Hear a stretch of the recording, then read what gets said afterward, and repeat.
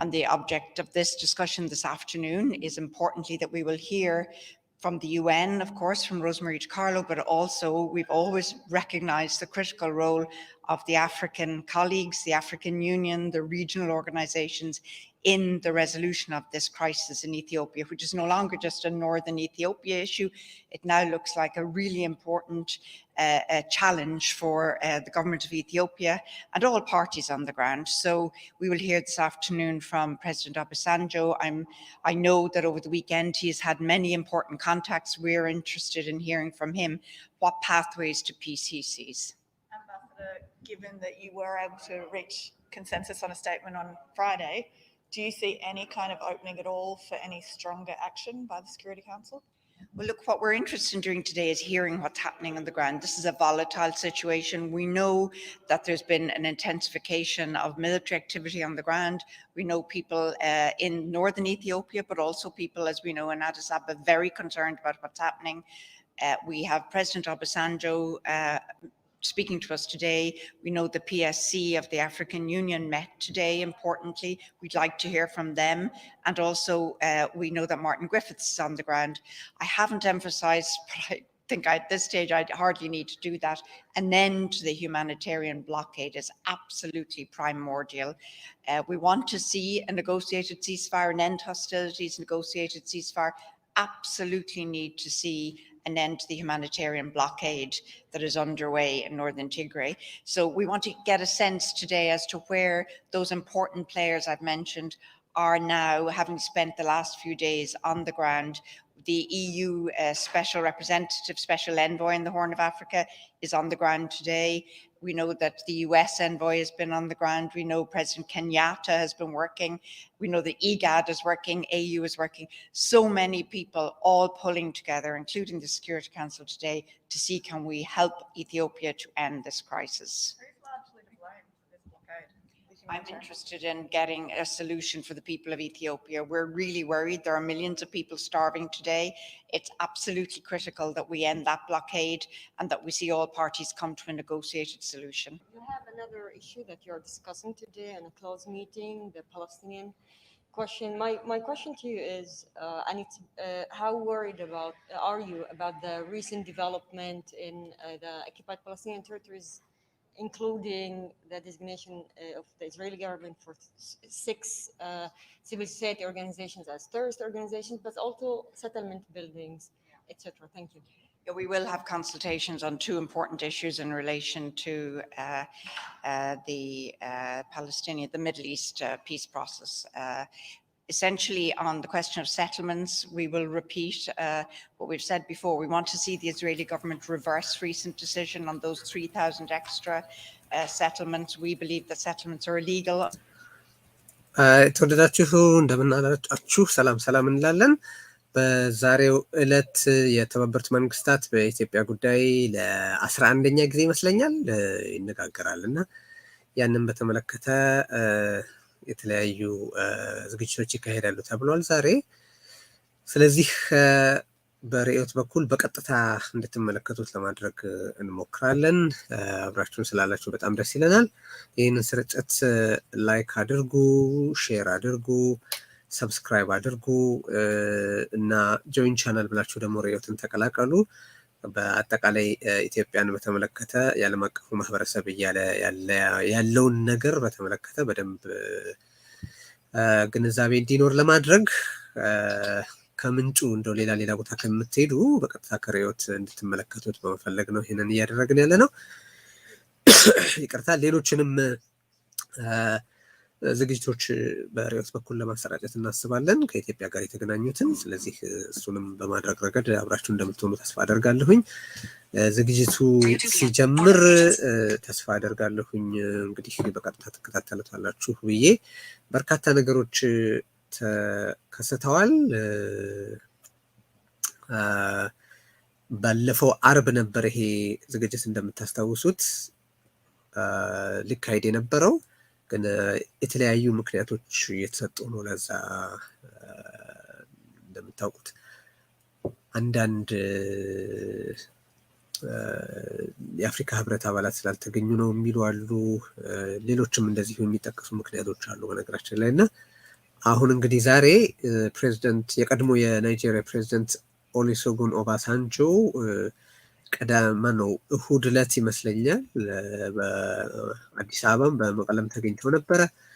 ፌልትማንም ጄፍሪ ፌልትማን የአሜሪካ የምስራቅ የአፍሪካ ቀንድ ልዩ ልዑኩም እንደዚሁ እዛው አካባቢ ናቸው። ስለዚህ የሚሉትን ነገር እንሰማለን።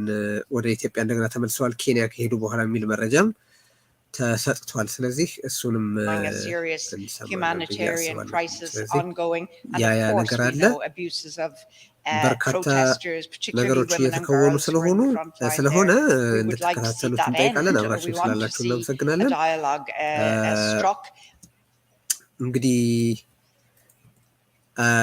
በርዕዮት ዝግጅቶች መልሰን እናገኛችኋለን። ልክ ዝግጅቱ ሲጀመር በተቻለ መጠን ባልተቆራረጠ መልኩ የዝግጅቱን መግለጫዎቹን እና የሚወሰደውን አቋም እንድትመለከቱ ለማድረግ እናስባለን ማለት ነው። ያ እስከሚሆን ባለው ግን አንዳንድ ነገሮች ማንሳት ትፈልጋለሁኝ። እኔ በተባበሩት መንግስታት የተነሱትን ነጥቦች በዕለተ አርብ ባልተለመደ ሁኔታ ስብሰባውን ማካሄድ ባይቻልም የተወሰዱ አቋሞች ነበሩ። በዜና መጽሔት ዝግጅታችንም ቅዳሜ አንስተ ነው የነበሩ ናቸው። እነዚህ አንደኛው ከዚህ በፊት በተደጋጋሚ የተጠቀሰው የሰብአዊ አገልግሎት ለማቅረብ የሚያስችል ኮሪዶር መክፈት ነው። ይሄ ለቅድመ ሁኔታም ጭምር መቅረብ የሌለበት ነው፣ ተቀባይነት የሌለው ነው የሚል ሀሳብ አንስቷል። የተባበሩት መንግስታት ይህንን አቅርቧል። አሁንም በጋዜጣዊ መግለጫው ዘንድ የተመለከታችሁት ነገር እሱን ነው። ሁለተኛ ባልተቋረጠ ምንድነው በቀጣይ መልኩ በፍጥነት ሲቀርብ የነበረው እስቲ እንስማቸው። Now to get a report from the ground, from the AU Special Envoy Obasanjo, whom we really are supporting, and the AU effort that is ongoing. I mean, diplomacy is what is so badly needed now, and we are very eager to hear his impressions so far, and that the council, the full council, support the AU effort. So that will be sort of our main message, both to him and to the AU and to the whole international community, how important it is to continue to support their efforts. But Ambassador, you're not seeing diplomacy on the ground. You're seeing the movement of Tigrayan forces. How worried are you about a civil war? We are very worried about that, and we see that things are not going in the right direction. That's why diplomacy is so important and so needed now. And this is sort of the tool left in order to try to stop an outright civil war in Ethiopia with the regional consequences, as we know, and of course also for the humanitarian very dramatic consequences. So at least we will do our part to help support the ongoing diplomatic effort.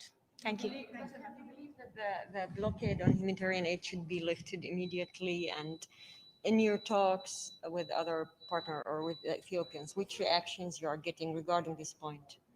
I would first like to hear what the reports are from the ground, and of course also from the UN with the column now. So we are looking forward to hear from them. Thank you. At the meeting this morning on Myanmar, did you hear a report from Bill Richardson? Was that there involved on this trip?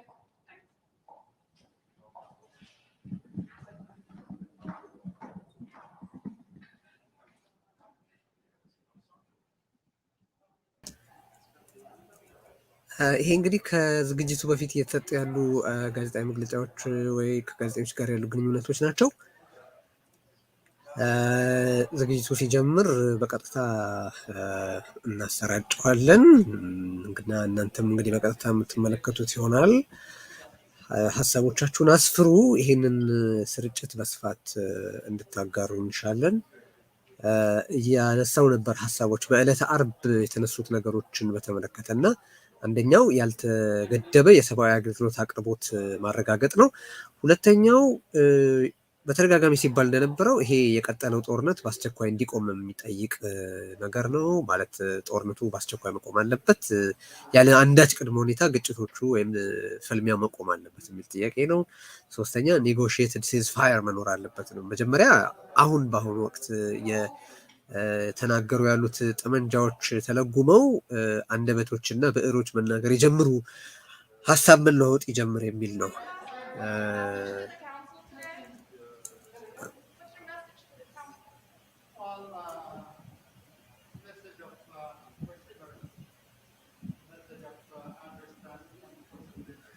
ድምጻቸው የራቀ ነው። መልእክታቸውን በደንብ መስማት የቻልን አልመሰለኝም። ለማንኛውም ልቀጥልና አንድ የተጨመረ ነገር ግን አለ በዚህ ስብሰባ ላይ። ይኸውም ምንድነው? የጥላቻ ንግግርና የጥላቻ ቀስቀሳ፣ ይሄ የቫዮለንስ ኢንሳይትመንት እና ሄት ስፒች በከፍተኛ መጠን ደርሷል እና እጅግ አደገኛ በሆነ ደረጃ ላይ ደርሷል የሚል በተባበሩት መንግስታት የጸጥታ ምክር ቤት ደረጃ የታወቀ ተቀባይነት ያገኘ ነገር ሆኗል። ስለዚህ እሱም አንድ በጣም ትልቅ ድል ይመስለኛል። የጥላቻ ንግግርን ለሚቃወሙ ፍትህ ወዳዶች ሁሉ አንድ ትልቅ ቁም ነገር አድርገው ይመለከታሉ። ምክንያቱም ይሄ ባለፉት አንድ ሳምንት 2 ሳምንት በኢትዮጵያ የማህበራዊ ድረገጽ ድህረ ተዋስኦ ውስጥ እጅግ ገንግኖ የነበረና አሁንም ያለው የሰዎችን በብሔር መርጦ ይገደሉ፣ ወደ ኮንሰንትሬሽን ካምፕ ወይ ወደ ማጎሪያ ካምፕ ይላኩ፣ ቅጣት ይገባቸዋል ወዘተረፈ የሚል አይነት አነጋገር እጅግ አደገኛ ውጤት ያለው መሆኑን በመገናኛ ብዙሃን በዓለም አቀፍ መገናኛ ብዙሃን ብቻ ሳይሆን በሌሎችም ዘንድ ማለትም እንደ ተባበሩት መንግስታት ባሉ የዲፕሎማሲ መድረክ ቁንጮ በሆኑት መድረኮች ሳይቀር ተቀባይነት አግኝቷል በጸጥታው ምክር ቤት። ያውም ባልተለመደ ሁኔታ ሁሉም ሰው ተስማምቶበታል። ማለት እነ ቻይናም እነ ሩሲያም ከዛ ፊት የነበራቸውን ተቃውሞ ሁሉ ትተው አሁን እዚህ ላይ ስምምነት ኖሯል። ስለዚህ እሱም አንድ ትልቅ አንድምታ ነው ብዬ አስባለሁ የጥላቻ ንግግር በተመለከተ። እሺ አሁን እናድምጥ። A very good afternoon. እንመለከታለን አብራችሁ። A very good afternoon to you all. The 8,899th meeting of the Security Council is called to order. The provisional agenda for this meeting is Peace and Security in Africa. The agenda is adopted.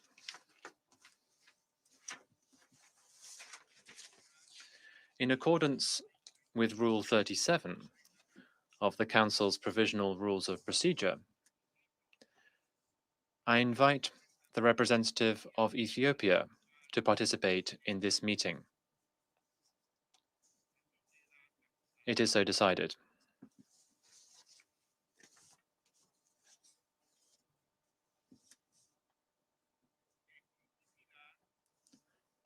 In accordance with Rule 39 of the Council's Provisional Rules of Procedure, I invite the following briefers to participate in this meeting. Ms. Rosemary DiCarlo, Under Secretary General for Political and Peacebuilding Affairs.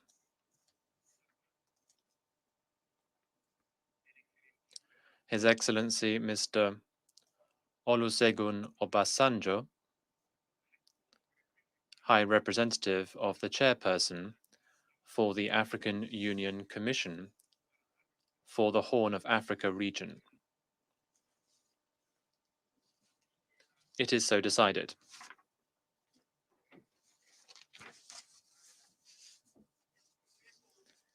The Security Council will now begin its consideration of item 2 of the agenda. I now give the floor to Ms. Rosemary DiCarlo. Mr. President, thank you for this opportunity to brief the Security Council on the situation in Ethiopia. And I welcome today the participation of President Obasanjo, African Union High Representative for the Horn of Africa. Mr. President, the year-long conflict in the Tigray region of Ethiopia has reached disastrous proportions. The fighting places the future of the country and its people, as well as the stability of the wider Horn of Africa region, in grave uncertainty.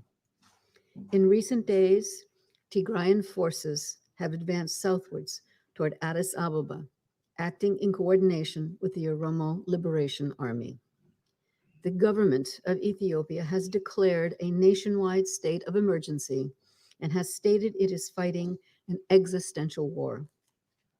Elsewhere, insecurity in the Oromia region continues to worsen, while the situation in parts of the Benishangul Gumuz region remains tense.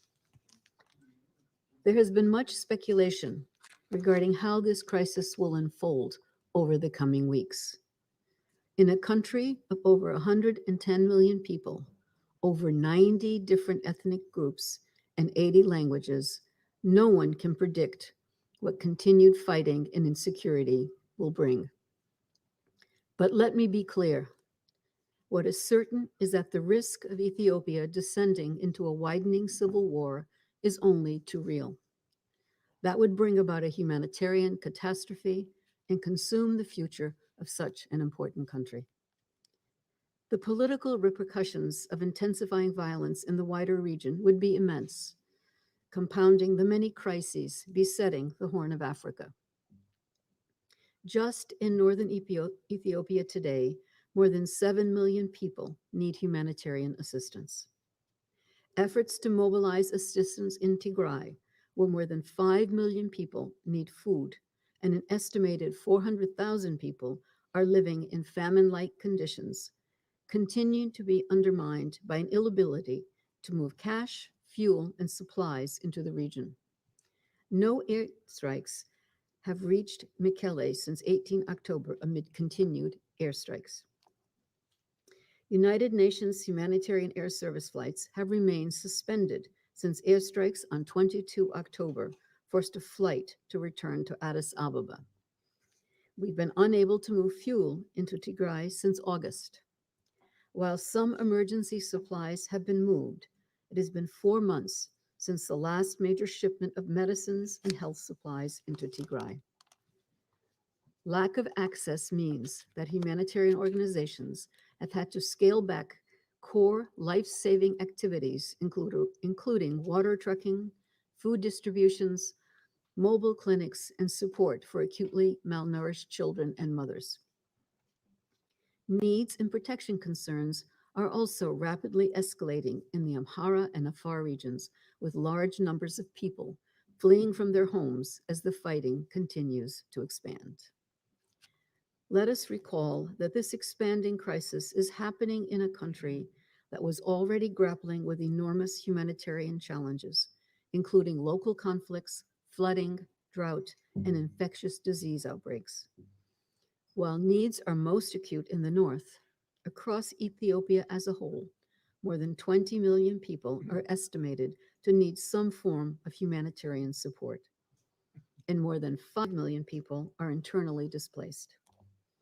Emergency Relief Coordinator Martin Griffiths traveled to Ethiopia over the weekend to review Ethiopia's increasing needs and plan for a greater humanitarian response should the fighting continue, as is feared. Unfettered access to conflict areas remains key. Mr. President, last week, the report of the joint OHCHR Ethiopian Human Rights Commission investigation into the conflict in Tigray, which covered the period between November 2020 and June 2021, shed light on the horrific suffering civilians have endured. The report includes that there are reasonable grounds to believe that all parties to the conflict, including the Ethiopian National Defense Force, Eritrean Defense Force, Amhara Special Forces, and allied militia on one side, and Tigrayan forces on the other, committed violations of international human rights, humanitarian, and refugee law, to include attacks on civilians and civilian infrastructure, indiscriminate attacks resulting in civilian casualties, and extrajudicial killings, torture, arbitrary detentions, sexual and gender-based violence, and forced displacement. The report states that war crimes and crimes against humanity may have been committed. It also outlines steps that should be taken to ensure accountability for these acts. High Commissioner Bachelet highlighted in her remarks last week that incidents of serious human rights violations have continued. More recently, incidents of hate speech and targeting of ethnic groups have increased at an alarming rate.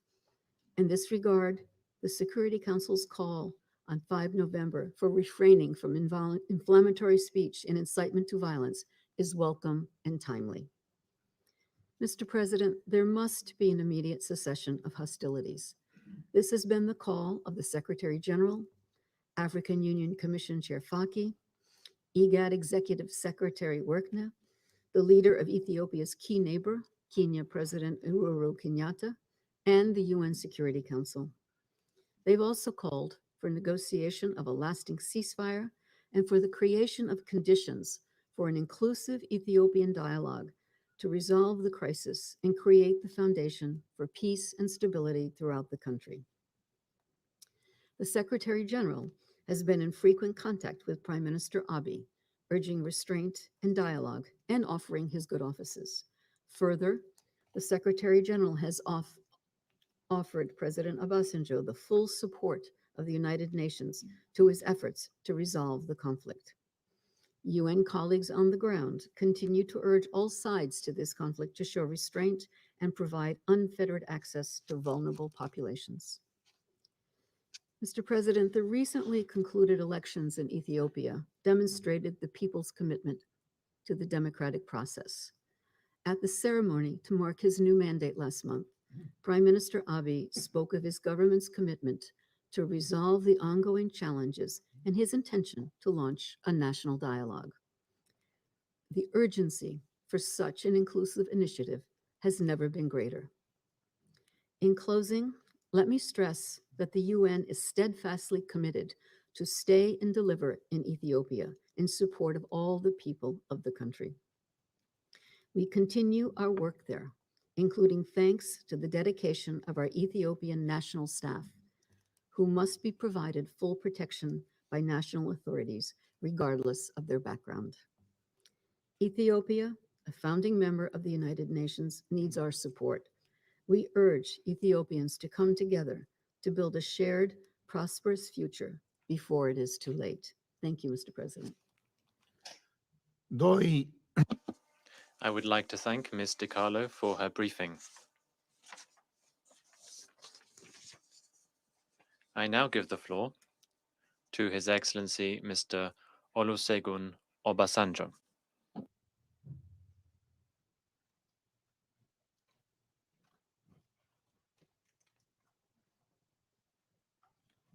And Raymond Lafuente, President of the UN Security Council. Your Excellency Antonio Guterres, Secretary General of the United Nations, Excellencies, members of the Council, distinguished ladies and gentlemen, it is a great pleasure and honor for me to be invited to the briefing of this august body to discuss the situation in Ethiopia within the context of its agenda item, peace and security in Africa. I wish to express my heartfelt thanks and appreciation to the President and members of the Council for this invitation, which will allow me to exchange views on pertinent unfolding developments in one of the strategic countries of the continent of Africa.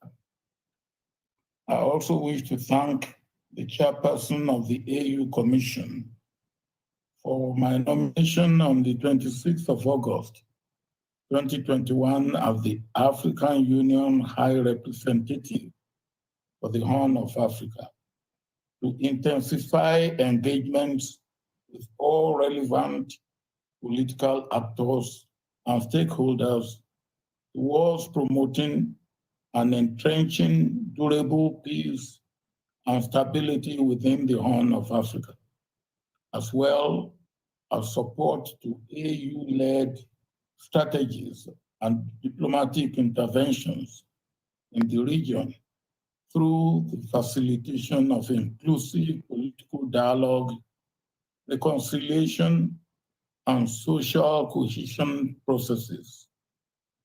The appointment is a delicate one for two principal reasons.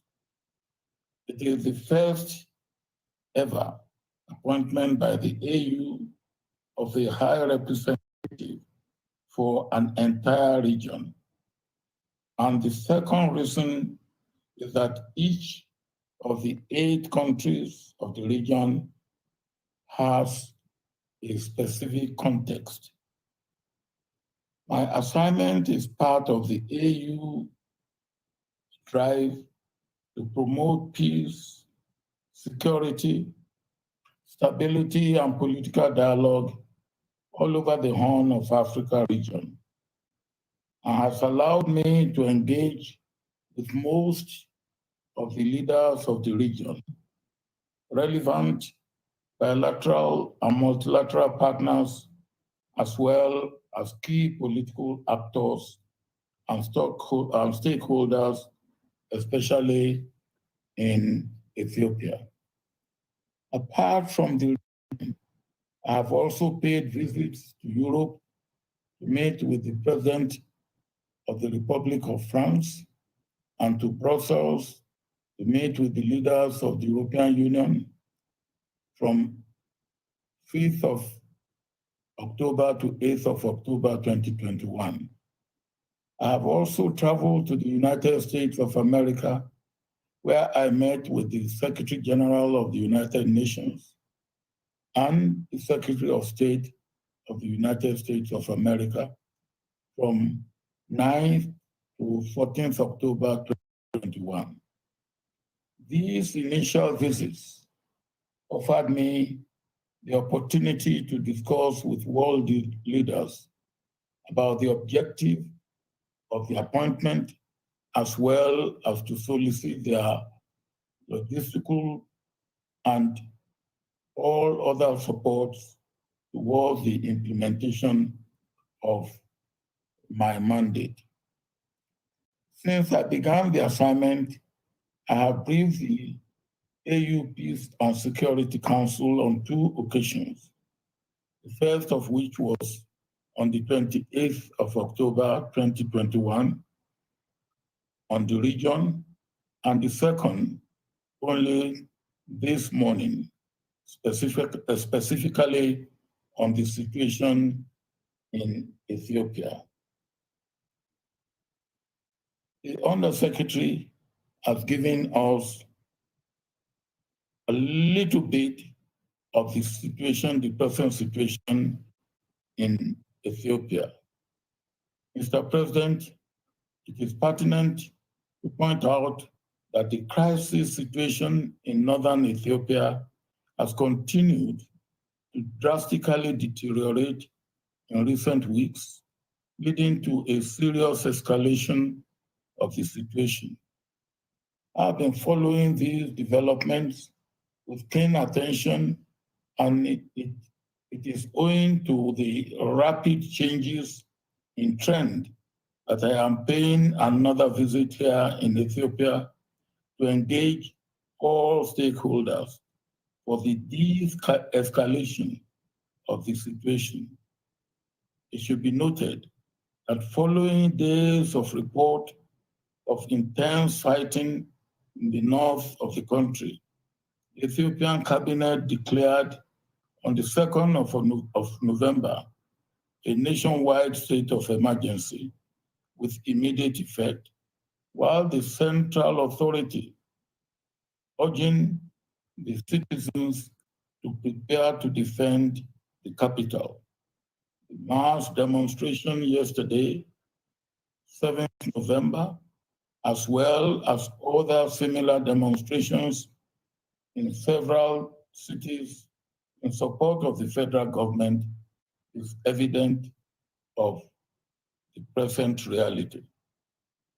Distinguished members of the Council, since my arrival in Ethiopia on the 4th of November, after my visit to Sudan on a day earlier, I have met with the Prime Minister of Ethiopia, the President of Ethiopia, the President of Oromia, and had meaningful discussion with them on the ongoing escalation, with reflection on how to de-escalate tension and to pave the way for dialogue. During my meetings with the Prime Minister, we agreed that I pay a visit to Mekelle to meet the Tigrayan leaders. It is in this context that I traveled to Mekelle yesterday, 7th November, to engage the leaders of the northern region in an effort to de-escalate tension and to begin to find an amicable solution to the situation. As a summary to our discussions, all these leaders here in Addis Ababa and in the north agree individually that the difference between them are political and require political solution through dialogue. This therefore constitutes a window of opportunity that we can collectively tap into to assist the people of Ethiopia to find lasting solution to the ongoing crisis. It is, however, important to mention the window of opportunity we have is very little and that the time is short for any intervention in this regard. The ongoing conflict situation continues to have severe humanitarian consequences on the population, with huge impact on socioeconomic development and stability. The time is now for collective actions in finding lasting solutions to avoid further escalation of the situation, which may have direct effect on the strategic Horn of Africa region as a whole. Your Excellency, the President of the Council, please permit me, following the foregoing, to urge the Council to consider the following. One, strongly urge and encourage the federal government of Ethiopia and the Tigray People Liberation Front to engage in political dialogue without any preconditions. Two, call for an immediate and unconditional comprehensive ceasefire and cessation of hostilities by all parties. Three, call for immediate and unhindered humanitarian access. Four, call on the parties to ensure respect and compliance with international humanitarian and human rights laws and practice. Five, call for an immediate commencement of an all-inclusive national dialogue and reconciliation, and says call on international community to rally behind the AU-led process in order to ensure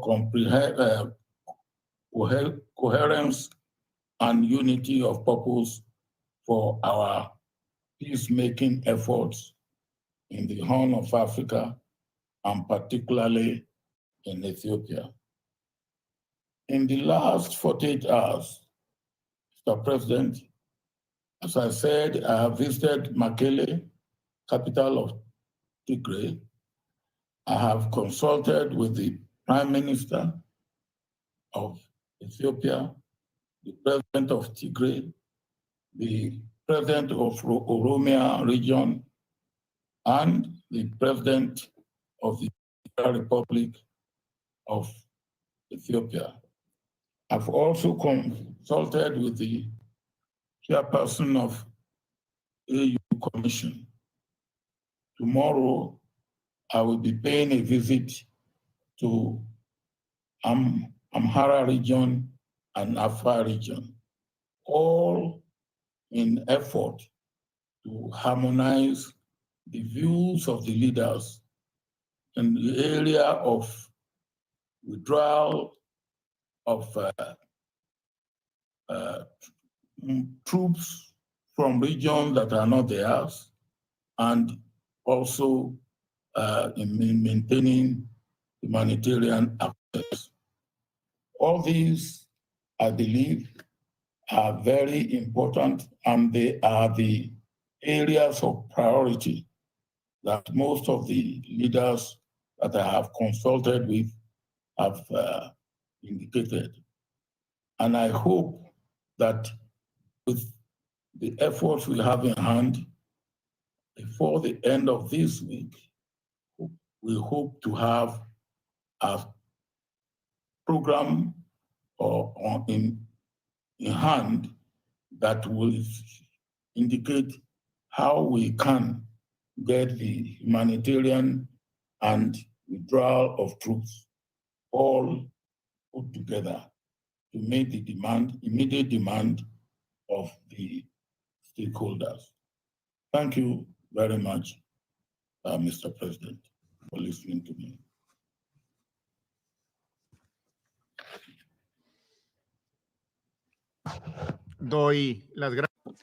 I thank Mr. Obasanjo for his briefing.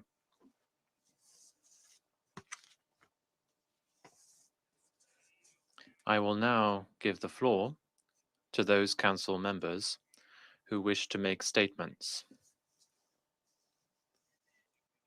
I give the floor to the representative of Ireland. Thank you very much, Mr. President. And I want to start by thanking Under Secretary General De Carlo, and in particular, you, High Representative Obasanjo, for your really important briefings. In the context of what we've just heard and the excellent work that the High Representative is already doing, despite the uncertainties we heard from Under Secretary General De Carlo, we want to believe that we may just be beginning to see possible pathways emerge for an end to this crisis. We certainly shared the view that we dare not miss the window of opportunity for peace. That's why when I consider this conflict, my abiding feelings are of shame and frustration. Shame because as a council, we around this table have stood by as this crisis has intensified over the past year, causing immeasurable suffering for millions of Ethiopians. Frustration because the council's voice matters on this issue and it has the power to deliver change. We remained silent for too long. But today I want to commend our African colleagues with whom we worked to gain agreement at last on a council statement last Friday, a council statement that calls squarely for an immediate ceasefire. That African leadership in New York is also manifest at African Union headquarters, where we saw the African Union PSC meet just today, and importantly also on the ground where it matters most to the people of Ethiopia. We depend on regional leaders, in particular on you, High Representative Obasanjo. We rely on regional organizations, including IGAD, which have a crucial role to play in engaging with all sides, supporting mediation efforts, and ultimately assisting Ethiopia to find a solution to this crisis. We welcome the efforts that are taking place as we speak. We call on everyone in Ethiopia to embrace this opportunity. Time is of the essence. Your people are putting their faith in you. For the good of your country, the fighting needs to stop. The talking needs to start. We are 1 year on from the beginning of this crisis. Today, we must ask ourselves if we as this council have done enough to prevent catastrophe, a catastrophe that is causing untold harm to the people of Ethiopia. As each month passes, we have seen the situation deteriorate. For the ordinary people of Ethiopia, their futures are being stripped away. As we heard last week from the OHCHR and the Ethiopian Human Rights Commission, there have been shocking human rights abuses committed during this conflict. Women, men, and children have been raped in horrific fashion, and let me be clear, civilians have borne the brunt of the violence. International humanitarian law and human rights norms have been cast aside. Meanwhile, vital, life-saving aid has been blocked from reaching starving and sick people. In recent days, the situation has become even more grave. Humanitarian operations across northern Ethiopia have effectively ground to a halt. Military operations have escalated. A state of emergency has been declared, suspending the basic rights of Ethiopian citizens. More people have been displaced. Lives and livelihoods have been lost. We've also witnessed increasingly shocking incidences of hate speech and dehumanizing language that risk inciting the worst type of violence against individuals or groups within Ethiopian society. We simply cannot stand by and allow this to continue. Too many lives are at stake. Meanwhile, continued military actions and mobilization now threaten the very stability and territorial integrity which are vital for Ethiopia and for the region. Today, our messages are to all parties. Today, our messages are clear and simple. First, it's paramount that all parties must immediately facilitate the provision of life-saving humanitarian aid to those who desperately need it in line with international humanitarian law. Second, we need an immediate end to the fighting. Civilians must be protected. Third, we need all parties to the conflict to embrace negotiations towards a lasting political solution. Fourth, the chilling hate speech, dehumanizing language, and incitement to violence must end. Accountability is imperative. Fifth, we need an inclusive and Ethiopian-led national dialogue that includes all regions and stakeholders. We cannot wait any longer to act on these 5 important steps. Mr. President, Ethiopia has been an inspiring example of peace and stability in Africa. Ireland's relationship with Ethiopia is one of our oldest and closest on the African continent. We remain deeply committed to supporting Ethiopia and its people. It is also shocking and tragic that the entire country now risks being overrun by violence and conflict. This unnecessary war must end now. All sides in Ethiopia must turn the tide towards peace and now steer the country back to where the people of Ethiopia deserve to be, on a hopeful pathway to peace. Thank you, Mr. President. I thank the representative of Ireland for her statement. I now give the floor to the representative of Tunisia. Thank you, Mr. President. I take the floor on behalf of the A3+1, namely Kenya, Niger, Tunisia, and St. Vincent and the Grenadines, on the developing situation in Ethiopia. I wish to express our sincere condolences to the government and people of Niger for the heinous terrorist attack that took place recently in the country. I thank His Excellency President Obasanjo, the African Union High Representative for the Horn of Africa and Under Secretary General for Political and Peacebuilding Affairs, Ms. Rosemary DiCarlo, for their insightful presentations. We thank President Obasanjo for his extensive efforts within the African Union-led process, and we welcome in this regard the communique of the African Union Peace and Security Council issued today on the situation in Ethiopia. I also welcome the participation of the permanent representative of Ethiopia. Mr. President, 1 month after our last meeting, the situation in Ethiopia continues to deteriorate dangerously, especially during the last 2 weeks, bringing the sister nation every day closer to a full-scale civil war, which, if not stopped immediately, could result to unprecedented violence and widespread atrocities and threaten the unity and territorial integrity of Ethiopia, with the potential to occasion destabilizing effects in the wider region. The A3+1 is deeply concerned over the escalation of military confrontation in northern Ethiopia and its expansion to the Amhara and Afar regions, as well as about its impacts on the humanitarian front. Once more, we highlight that the priority at this stage is to achieve an immediate ceasefire, which is crucial to allow for an unrestricted humanitarian access to the affected communities, as well as for the re-establishment of public services in all the conflict areas.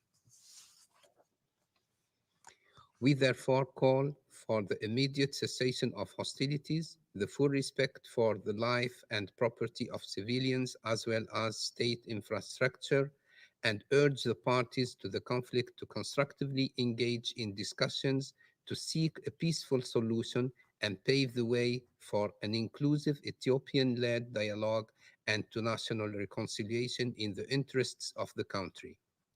At the same time, we remind all parties that they should respect their obligations under international humanitarian law and human rights law, with particular regard to the protection of civilians, which requires all parties to urge their supporters to abstain from acts of reprisal against any community and refrain from hate speech and incitement to violence and divisiveness, as stated by the chairperson of the African Union Commission on November the 3rd.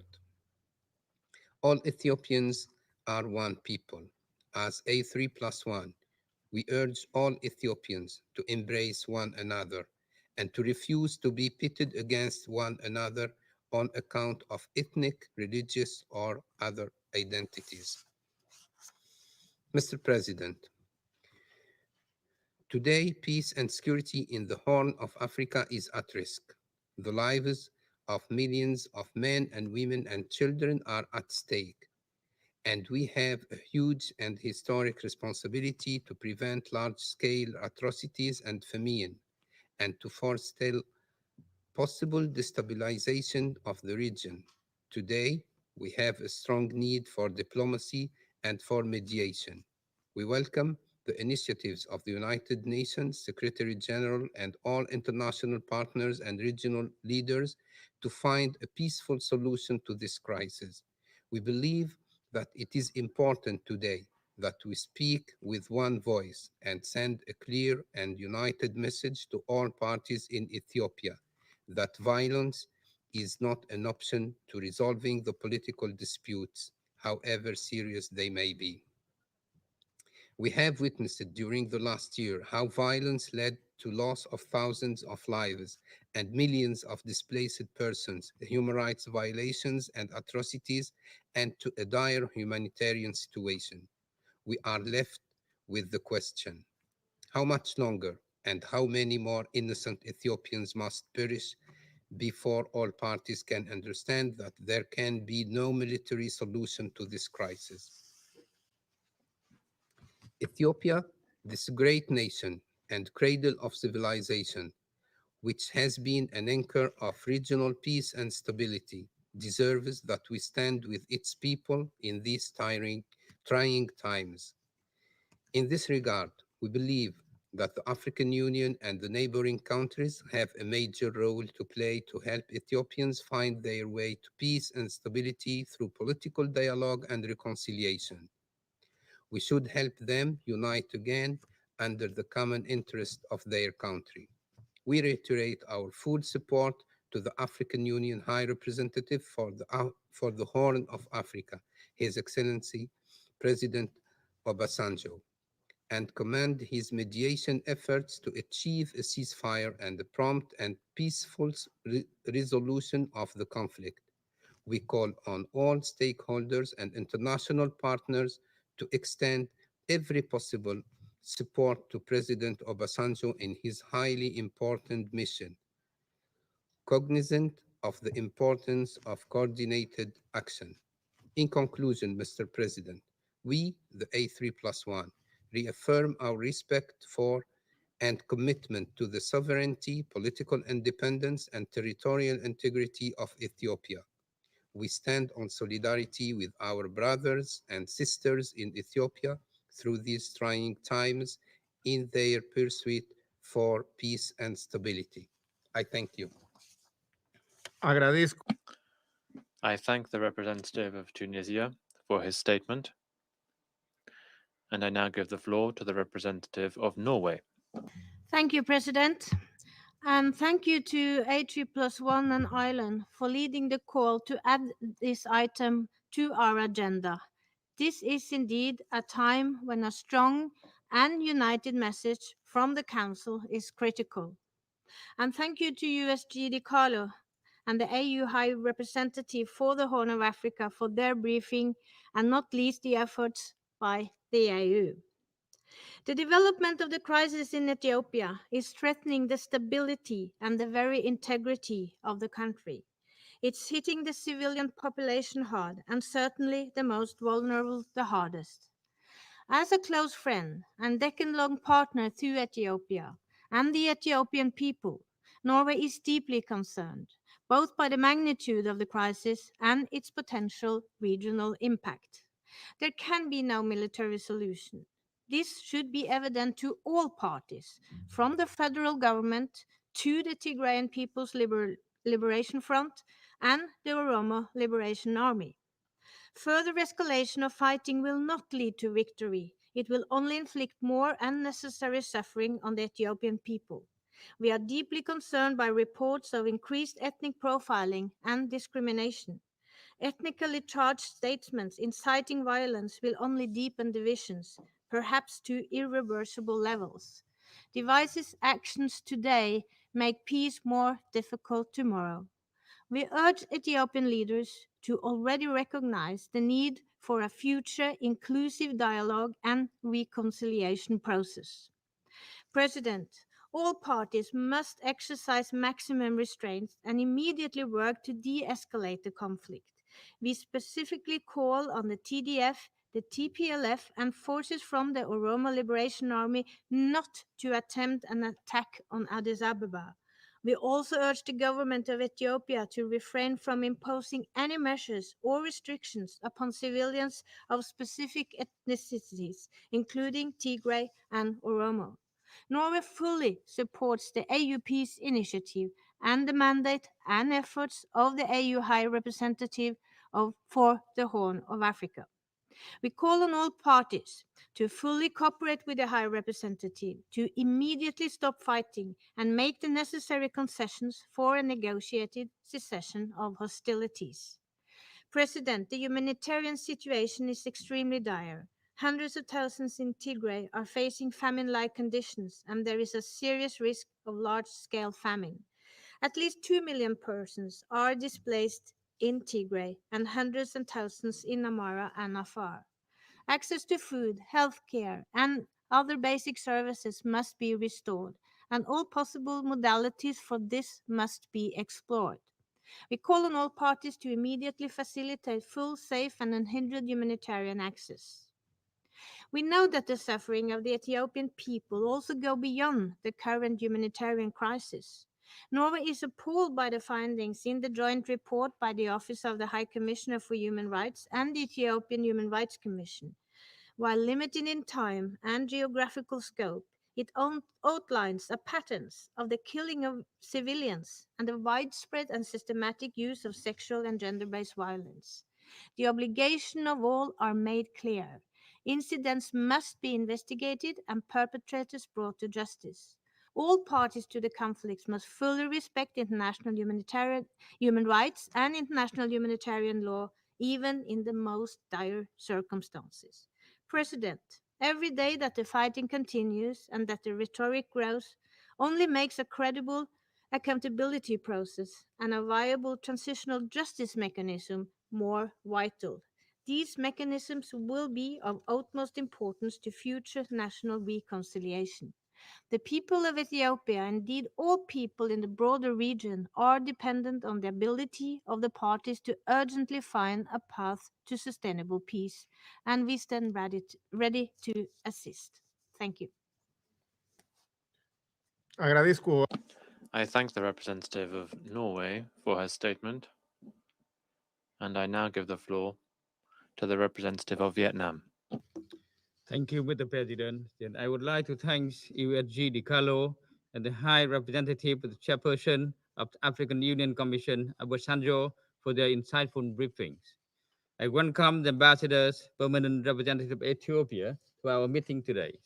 Mr. President, we are deeply concerned about the deteriorating situation in Ethiopia, especially the continued fighting and expansions of combat and hostility in and around Tigray, Amhara, and Afar regions over the weekend. The sharp escalation of military operation and clashes in the last few weeks have plunged Ethiopia and the region into a more serious level of instabilities, pushing the party to a point of no return. These developments have also brought about consequences and adverse impact on the daily lives of millions of people while hindering humanitarian activities. We therefore urge all parties to end hostility immediately and start an inclusive Ethiopian national dialogue toward a immediate and unconditional ceasefire and make it sustainable one. Only with sustainable ceasefire can the primary condition for a credible and inclusive dialogue be established to find a political settlement to the long-lasting political grievances that have led to the conflict.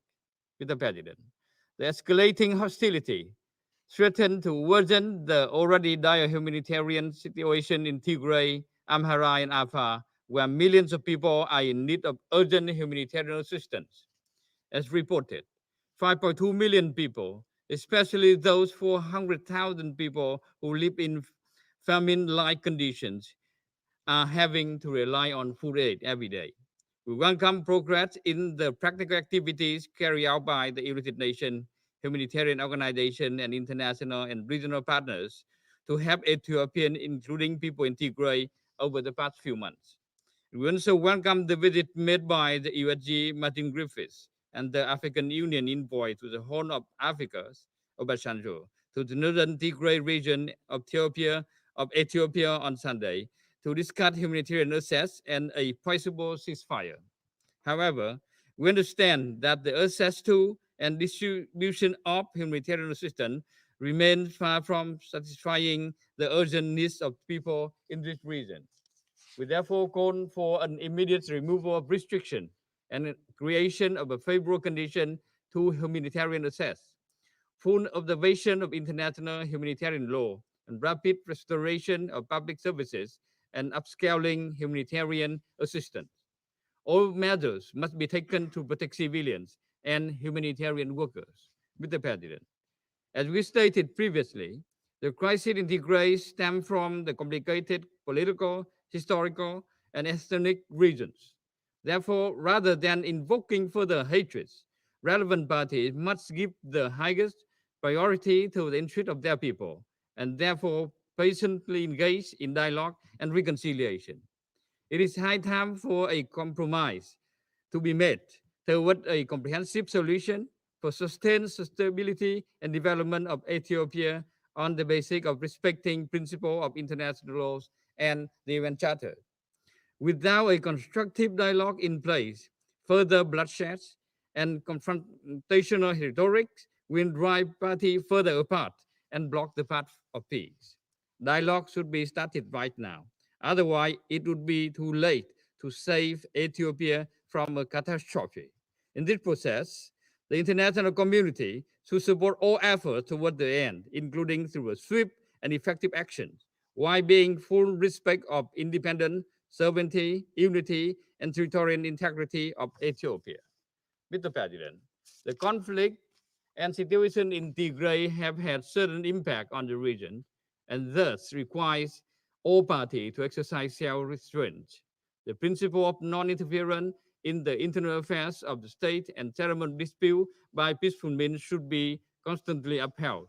In this connection, we support the role of the High Representative of the African Union for the Horn of African regions and his effort to have bring about a ceasefire and a prompt and peaceful resolution to the conflict. We also support the constructive engagement of neighboring countries and regional organizations, especially the African Union, for the sake of peace, stability, security, and national reconciliation, national unity, and development in Ethiopia. I thank you, Mr. President. Agradezco. I thank the representative of Vietnam for his statement, and I now give the floor to the representative of China. Thank you, Mr. President. Mr. President, I wish to thank Under-Secretary General De Carlo and AU High Representative for the Horn of Africa, Mr. Obasanjo, for their briefings. I welcome Ambassador Amta, Permanent Representative of Ethiopia, to our meeting today. Lately, the situation in Ethiopia has deteriorated. The escalation and spread of the conflicts have resulted in rising civilian casualties and a worsening humanitarian situation. The AU and leaders of regional countries have all expressed their concerns. As a good friend of the people of Ethiopia, China sincerely hopes that all relevant parties will put the interests of the country and its people first, keep calm and exercise restraint to avoid further escalation of the situation. At the same time, we hope they will commit to resolving conflicts and differences through political dialogue in order to create conditions for peace and reconciliation. The Council issued a press statement last Friday on the situation in Ethiopia, calling for a ceasefire, calling for a cessation of hostilities and the commencement of political dialogue. We hope all the relevant parties will respond positively. The current situation in Ethiopia is the result of a combination of political, historical, ethnic, and other factors, the solutions of which can only be found from within. Regional countries and regional organizations know the best about the historical background and the present challenges in Ethiopia, and therefore can play a leading role in the political settlement of the Ethiopian issue. China always supports African solutions to African problems. We welcome the good offices, the political good offices of High Representative Obasanjo. We call on all parties concerned and regional countries to provide full support to the High Representative in his work. Likewise, we also welcome the offer of good offices that Secretary General Guterres made to Ethiopia and expect enhanced coordination between the UN and the AU so they can work in concert to play a constructive role in promoting nationwide peace and reconciliation in Ethiopia. The international community, in particular the Security Council, should give the time and space needed for the AU and others to carry out their good offices. Using trade restrictions or cutting off aid as a means to exert maximum pressure on Ethiopia will only interfere with the political settlement, but will not help the parties resolve their conflicts and rebuild mutual trust. The current humanitarian needs in Ethiopia are enormous. The international community should help Ethiopia improve its humanitarian response capacity and scale up the relief delivery so that humanitarian assistance can, to the maximum extent possible, reach everyone in need.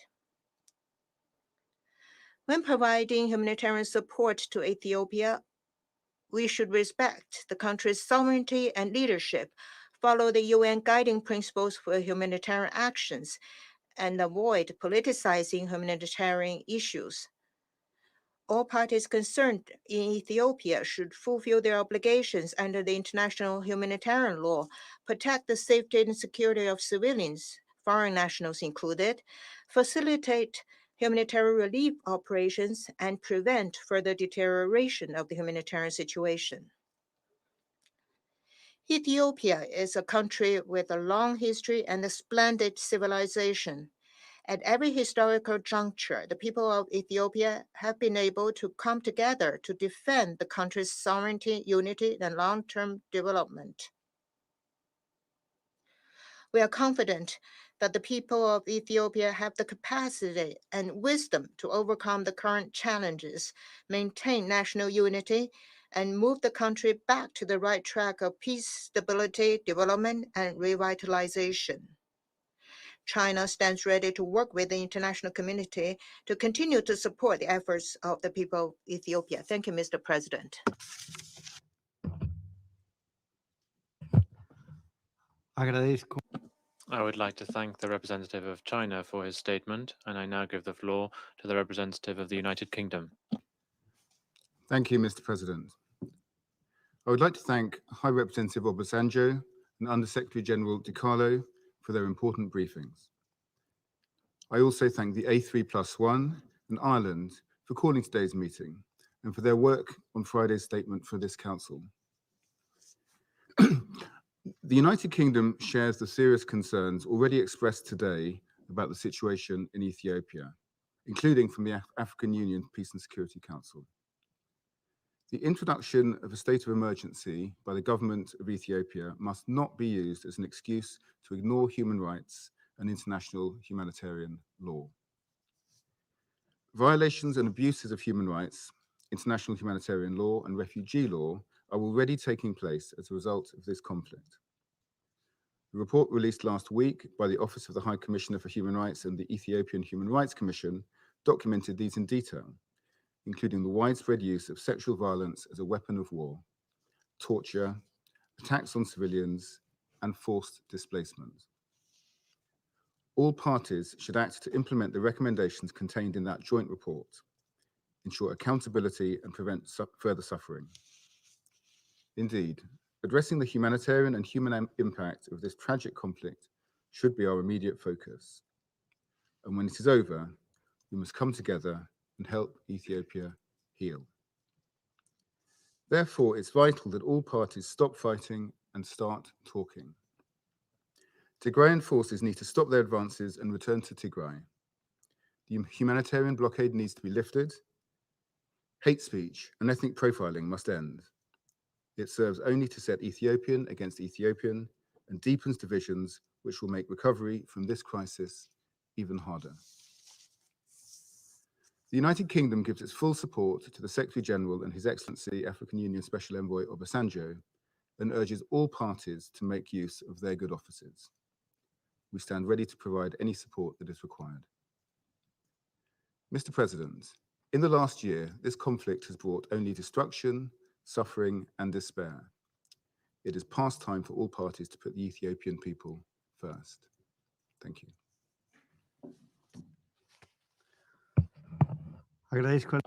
I thank the representative of the United Kingdom for his statement, and I now give the floor to the representative of France. Mr. President, I thank President Obasanjo and Ms. Di Carlo for their statements. I will emphasize 3 points. Immediate decisions are needed to achieve a ceasefire and promote the initiation of a political dialogue. France calls on the federal government, the regional government of Tigray, and its allies to immediately give concrete signs of their openness to dialogue. The parties must immediately cease hostilities. freeze the positions of their forces, refrain from internationalizing the conflict, and agree on a gradual withdrawal to pre-conflict positions. France calls on the Ethiopian authorities to withdraw the designation of the TPLF as a terrorist organization in order to urgently start negotiations. The regional government of Tigray must recognize that the future of the Tigrayan region can only be determined through inclusive national dialogue and within the framework of the provisions of the Constitution. This also applies to the border dispute with the Amhara region. All parties must support the efforts of the African Union, President Obasanjo, and Kenya. Each of them has expressed their deep concern over the stability and unity of Ethiopia and the region, but also the hope that a dialogue could finally silence the guns.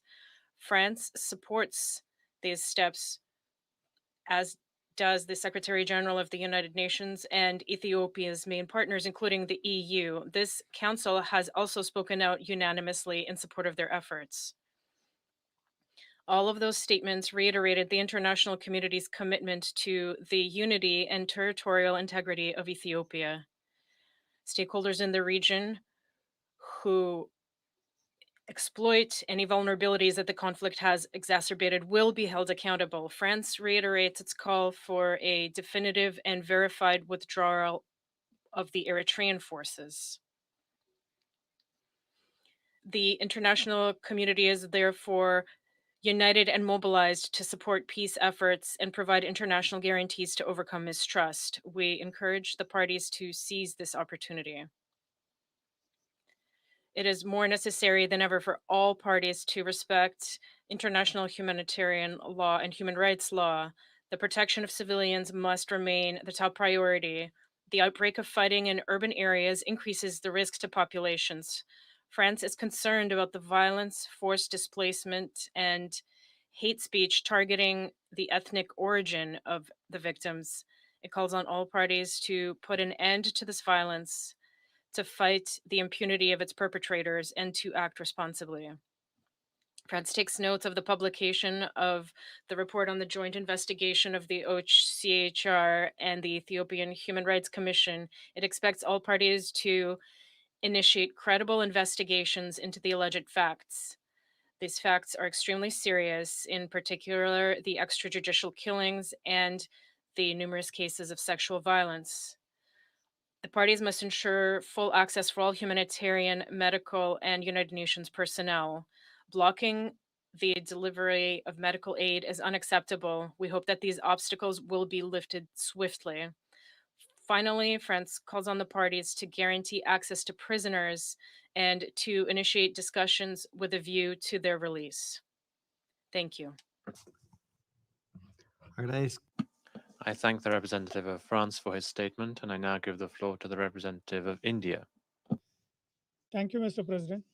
Let me join others in thanking High Representative of the Chairperson of the African Union Commission, His Excellency Obasanjo, and Undersecretary General for Political and Peacebuilding Affairs, Ms. Rosemary DiCarlo, for updating this council on the recent developments in the northern parts of Ethiopia. I also welcome the presence of Permanent Representative of Ethiopia, Ambassador Thai Selassie, in today's briefing. The conflict in northern parts of Ethiopia has seen escalation in the recent weeks and is threatening to expand towards the central parts of Ethiopia. The fighting has intensified and humanitarian situation has worsened, adversely affecting millions, particularly women, children, and elderly. It is concerning to note that the humanitarian efforts led by the UN has been stalled in the recent weeks. It is important that humanitarian assistance is resumed at the earliest available opportunity. We also reiterate the importance of founding principles of humanitarian assistance, that is humanity, neutrality, impartiality, and independence. We have noted the report of the joint investigation team of the Ethiopian Human Rights Commission and the OHCHR. We also note and welcome the recognition and acceptance of the report by the Ethiopian government as an important document that could complement ongoing efforts by the Ethiopian government to address the allegations of human rights violations and abuses. We further note that the report could not confirm deliberate or willful denial of humanitarian assistance to the civilian population in Tigray, or the use of starvation as a weapon of war. The Ethiopian government has announced state of emergency in response to persisting conflict and expansion of violence beyond the Tigray region. The inclusive national dialogue announced on October 4th has not moved forward. Military offensive may not help in the resolution of the crisis, and inevitably there has to be a dialogue. India has consistently underscored the importance of mutual trust, engagement, dialogue, and reconciliation to address all issues related to the ongoing conflict. We therefore call upon all stakeholders to seize the opportunity provided by the mediation efforts of the African Union High Representative for the Horn of Africa region, His Excellency Obasanjo, purposefully. We welcome his meeting with the Prime Minister of Ethiopia and take note of his visit to Mekelle. He has also briefed AUPSC today morning. We also welcome the engagement of countries from the region in this process. We urge all sides to exercise restraint and work together to build trust and confidence that could pave way for dialogue. The political and economic stability of Ethiopia is paramount, not just to the Horn of Africa, but the entire African continent. It is in the interest of the region that the current politico-military situation is resolved within the constitutional framework of Ethiopia. In this regard, we support the initiatives of the African Union. It is important that regional initiatives led by the African Union are encouraged and actively supported by this Council. To conclude, India reiterates its strong commitment to the unity, sovereignty, independence, and territorial integrity of Ethiopia. I thank you, Mr. President. I thank the representative of India for his statement. I now give the floor to the representative of Estonia. Thank you, Mr. President. I thank Undersecretary General Di Carlo and High Representative Obasanjo for their briefings. Estonia is deeply concerned about the recent escalation in northern Ethiopia. These developments continue to cause civilian casualties and prolong human suffering and risk the stability of the country and the whole region. We call upon the TPLF to withdraw its troops from Amhara and Afar and the government of Ethiopia to refrain from airstrikes on civilian targets. All parties must do their utmost to protect civilians, including humanitarian and medical workers, in line with their obligations under international humanitarian law. There is no military solution to this conflict. We call upon all parties to immediately end hostilities without preconditions, engage in negotiations for a lasting ceasefire, and to create conditions for the start of a political dialogue. In this context, we would also like to express our full support to the international and regional efforts in achieving a peaceful resolution to the conflict. We encourage the continued engagement of the African Union and support the mediation efforts by the Special Representative Obasanjo. Mr. President, the deteriorating humanitarian crisis in Tigray, Amhara, and Afar regions is deeply worrying, as more and more people are in need of urgent assistance. All parties to the conflict have an obligation to facilitate safe and unhindered humanitarian access to all areas affected by conflict. It is also essential to restore basic services and the entry of fuel, cash, and humanitarian supplies needed for aid operations. We reiterate our deep concern about reported human rights violations and abuses, including widespread sexual and gender-based violence. We welcome the publication of the joint report by the OHCHR and Ethiopian Human Rights Commission. We call for full implementation of the recommendations of the report and for ensuring accountability for the perpetrators. It is now up to the Ethiopian government to carry out its promises on this. In conclusion, I would like to express deep regret that 1 year after the start of the conflict, the situation in northern Ethiopia has only deteriorated, with expanded hostilities, mounting deaths and suffering of civilians, and a catastrophic humanitarian situation. In order to preserve the stability, unity, and territorial integrity of Ethiopia, all sides must cease the hostilities and solve their differences through a genuine and inclusive national dialogue. Thank you, Mr. President. I thank the representative of Estonia for his statement, and I now give the floor to the representative of the United States. Thank you, Mr. President. And let me start by recognizing and thanking the Council for getting out the statement last Friday that called for a ceasefire and expressed our strong concerns about the situation in Ethiopia.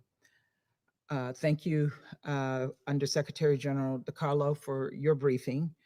And thank you to African Union High Representative Obasanjo for your briefing, and very specifically for your on-the-ground reports and efforts in the region. We strongly urge all parties to support and cooperate with you as you work to bring peace and stability to the region. The conflict in Ethiopia has now been going on for a full year. And this is a tremendously sad milestone. And as my Irish colleague stated, we really remained silent for too long. Over the past year, we have seen constant violence. We've witnessed widespread human rights abuses and atrocities. We've seen credible, documented, and persistent reports from a wide range of sources of looting, displacement, extrajudicial executions, rape, and sexual violence as weapons of war. And we've seen the threat of mass famine loom large as humanitarian aid and medical supplies are delayed and denied from going to civilians who need it most. The Joint UN Office of the High Commissioner for Human Rights and the Ethiopian Human Rights Commission report details all of this very clearly. It makes it plain that there have been many human rights violations and abuses. And it demonstrates that the Ethiopian National Defense Forces, the Eritrean Defense Forces, the Amhara Special Forces, and the Tigrayan People's Liberation Front are all culpable. There are no good guys here. There are only victims on all sides. This vital report was limited in geography and chronology. Both should be expanded to ensure more recent allegations from across the region can be investigated and perpetrators held accountable. In the meantime, the violations and abuses documented cannot be tolerated. Suspected individuals need to be removed from active duty pending investigation. Independent bodies must be allowed to investigate and ensure accountability. Humanitarians must be allowed unimpeded access, and the violence must stop.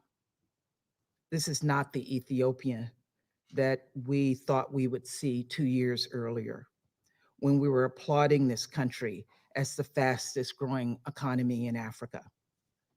The unity and integrity of the Ethiopian state faces an existential threat from within, and millions of innocent civilians are at risk as the conflict expands and warring parties advance toward Addis. Mr. President, colleagues, it is time for all parties to immediately halt hostilities and refrain from incitement to violence and divisiveness. The bellicose rhetoric and inflammatory language on all sides of this conflict only aggravate intercommunal violence. It is time for the government of Ethiopia, the TPLF, and all other groups to engage in immediate ceasefire negotiations without preconditions to find a sustainable path toward peace. And it is long past time for the Eritrean Defense Forces to withdraw from Ethiopian territory. It is time to put your weapons down. And let me repeat that. It is time to put your weapons down. This war between angry, belligerent men victimizing women and children has to stop. As we call for peace, I want to address some critics who have said that the United States is biased toward one side of the conflict. Let me be crystal clear. We condemn violence on all sides. We condemn any and all human rights violations and abuses committed by all sides. So we condemn the violence by the ENDF and the Eritrean Defense Forces, and we condemn the TPLF's violence. We condemn the TPLF's expansion of war outside of Tigray. The TPLF must withdraw from Afar and Amhara. And we call on the TPLF and the Oromo Liberation Army to immediately stop the current advance toward Addis. We also call on the Ethiopian government to respect international humanitarian law. We're not taking sides. Innocent people, innocent Ethiopians are starving in northern Ethiopia. Withholding food and medical supplies is not acceptable. It is not an acceptable tactic at any time. And frankly, it's unconscionable and not what we would expect from Ethiopia. The Ethiopian government must allow UN agencies and their partners to staff their operations with the specialized expertise required to mount an effective response. The reckless expulsion of UN officials are an affront to the United Nations and to the people of Ethiopia. The Ethiopian government must also investigate the terrible killings of humanitarian and human rights workers and hold those responsible to account. And it must cease all arbitrary detentions and ethnic targeting in Addis. Given the nationwide state of emergency, we are concerned about the safety of US citizens, US government personnel and their dependents, and the security of our facilities remain paramount. We will do everything in our power to keep our people safe, but we also ask that the state of emergency not be used as a pretense to attack civilians. We know, and you all know, the only solution to this conflict is a political solution. To that end, the African Union has an important role in resolving this conflict and sustaining regional peace and security. And I wish to thank President Obasanjo again for his efforts. Similarly, we support Kenyan President Kenyatta's November 3rd call for all parties to return to political negotiations and also his efforts in this regard. Ultimately, the only ones who can bring lasting peace to Ethiopia are its leaders and its people. Only a wider dialogue about the future of their state, where all of Ethiopia's people are represented, can lead to broader democratic and economic renewal. It is never too late for peace, but the longer this conflict goes on, the harder the road to peace becomes, and the more people will die. And as you heard from High Representative Obasanjo, the window of opportunity is limited and time is running out. I urge all parties in the strongest possible terms to back away from the brink and lead their people toward peace and to resume the development agenda that will lead to prosperity for all Ethiopians. Thank you, Mr. President. I thank the representative of the United States for her statement, and I now give the floor to the representative of the Russian Federation.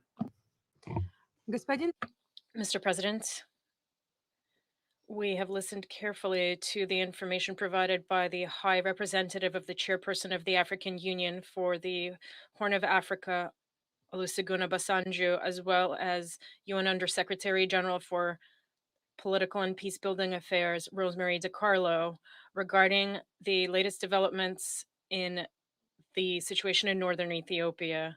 We welcome the participation in today's meeting of the country's permanent representative to the UN. The Russian Federation has been watching with concern as the situation develops in the Ethiopian regions of Tigray, Afar, and Amhara, where clashes have been taking place between government forces and units of the Tigray Defense Forces, as well as other groups that have joined them, including from the Oromo Liberation Army. Fighting around the cities of Dessa and Kombolchi last week clearly showed that a continuation of violence will lead to new casualties and dire humanitarian consequences for civilians. Of particular concern is the ongoing deterioration of the humanitarian situation in the areas affected by the hostilities. In Dessa and Kombolchi, where a significant number of refugees and IDPs lived even before the conflict, the clashes have led to a rapid rise in the number of refugees and internally displaced persons. Due to ongoing attacks by the TPLF, the total number of civilians in need of humanitarian assistance has already reached 7 million. Humanitarian aid to all regions of the country must be increased. We continue to insist that it must be provided in close coordination with the sovereign government and in strict accordance with the basic guiding principles of the United Nations. Mr. President, as we have said before, the divisions in Ethiopia run deep and have a complex historical context. Moreover, what is happening in the country carries significant negative potential for the entire region. In this regard, throughout all of these months, we have called for stakeholders with influence to bear on the situation, as well as the media, to act responsibly, to avoid ratcheting up international rhetoric, and refrain from adding fuel to the fire of the already spiraling interethnic strife. We are convinced also that imposing illegal unilateral sanctions, threatening to use such sanctions, and refusal to provide economic assistance are very counterproductive and will only worsen the situation for ordinary people who are already suffering rather than reconciliation. There is no other way to resolve the conflict except to support national and regional efforts to end the intra-Ethiopian military confrontation and establish a dialogue with the aim of restoring peace and achieving gradual socioeconomic stabilization throughout the country. At various points in history, Ethiopians have repeatedly demonstrated their ability to live in interethnic harmony and build a common state. This was confirmed by the peaceful and democratic general elections held this year. The high level of support for the country's government was also demonstrated by recent mass protests in Addis Ababa. Mr. President, we're aware of the various mediation efforts recently undertaken by the UN and the African Union. Unfortunately, as the situation on the ground shows, they have not yet yielded significant results. In this regard, Mr. Obasanjo, we hope that you, as an honest and impartial broker, will take the necessary urgent steps to reverse the momentum in the direction of peace. All the necessary signals from the Security Council were sent in its press statement adopted on November 5th. We also welcome the work carried out in the region by the head of the UN Office for the Coordination of Humanitarian Affairs, Martin Griffiths. We hope that these efforts will generate momentum for the work of humanitarian personnel on the ground, including in terms of providing uninterrupted humanitarian assistance. In conclusion, we wish to reaffirm our commitment to preserving the unity and territorial integrity of friendly Ethiopia. We are convinced that there can be no other basis for resolving all outstanding contentious issues. Thank you for your attention. I thank the representative of the Russian Federation for her statement. I shall now make a statement in my capacity as the representative of Mexico. I would, of course, like to thank USG Rosemary DiCarlo and Mr. Obasanjo for their very enlightening briefings. We have convened this meeting as a result of our deep concern about the situation in Ethiopia. the advance of the Tigray People's Liberation Front, the mobilization of the Oromo Liberation Army, and the continued aerial bombardments by the Ethiopian army in Mekele represent an exponential escalation of the hostilities, whose effects are now spreading also to the regions of Amhara and Afar. The Ethiopian government's recent decision to declare a state of emergency clearly shows that if the parties persist in the military option, then the conflict will spread to the entire country and will have serious consequences, not just for the people of Ethiopia who are suffering them, but also for the entire region. That is why we support and encourage regional efforts to find a solution, a negotiated solution to the crisis, particularly those undertaken by the Special Envoy of the African Union for the Horn of Africa, former President Obasanjo. In the humanitarian domain, we are concerned to see that the aerial attacks in Mekele have already compelled the UN to suspend its flights to that city. This has cut off the entry of cash and humanitarian personnel, worsening, therefore, the living conditions for civilians. We are concerned that although food and essentials are available for the people of Tigray, they can't actually be delivered because of the lack of fuel and money to pay the contractors. The Ethiopian government needs to provide security guarantees so that at the very least the 2 weekly flights which had been operating until a few weeks ago to Mekele can resume. All the parties must fulfill their obligations under international humanitarian law. There must be unfettered access for humanitarian aid without further delay. Mexico also takes note of the report of the joint investigation of the Ethiopian Human Rights Commission and the OHCHR. This reports attacks on civilians, extrajudicial executions, torture, and enforced disappearances, sexual and gender-based violence, the enforced displacement of civilians, denying access to humanitarian aid, the arrest and intimidation of journalists, inter alia.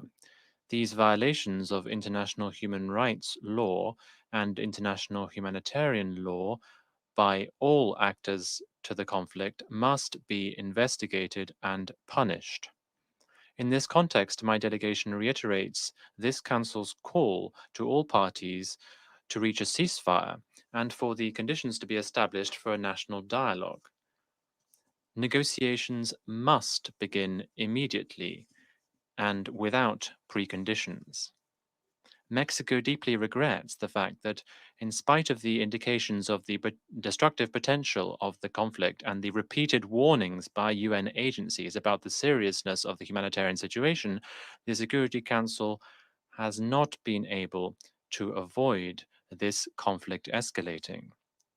We are deeply concerned to see the use of bellicose rhetoric that stirs up animosity between ethnic groups. We know where the manipulation of hate speech can lead in such a diverse country, but we trust that this Council will have learnt from the mistakes of the past and will be able to shoulder this time its responsibility to facilitate a political process that will lead to peace in Ethiopia. I now resume my function as President of the Council, and I now give the floor to the representative of Ethiopia. You have the floor.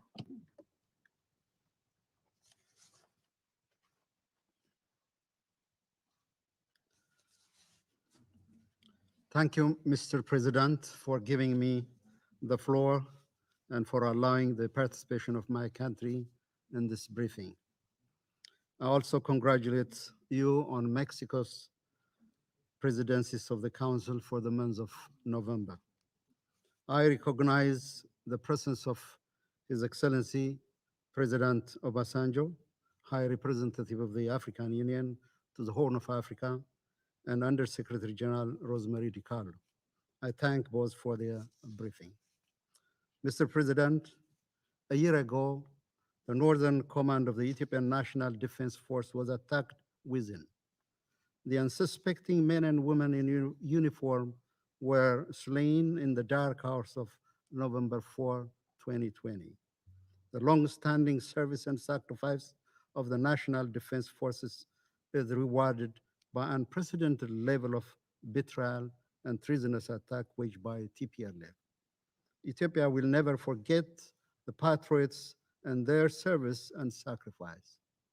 The day will also go down as a day of infamy in Ethiopia's proud history. In this connection, I would like to extend our thanks to members of this council who stood with my country during this very trying year. Mr. President, in the past year, we reversed the military threat posed by TPLF. In parallel, we made all efforts to provide food and non-food items to people in need in Tigray. We signed a humanitarian assistance agreement with the United Nations. We spent close to 100 million for assistance and reconstruction. We declared humanitarian ceasefire and withdraw our forces. And we implored the treasonous group to hand over leaders of its criminal scheme and leave its rank and file members to live in peace. All this is proven to be in vain. It didn't help us gain peace. Today, I'll not provide you details on the humanitarian assistance we delivered to our people in need. As a result of the continued and now widespread criminal belligerence of TPLF, the people of Tigray that needed urgent humanitarian assistance are not having any aid delivered.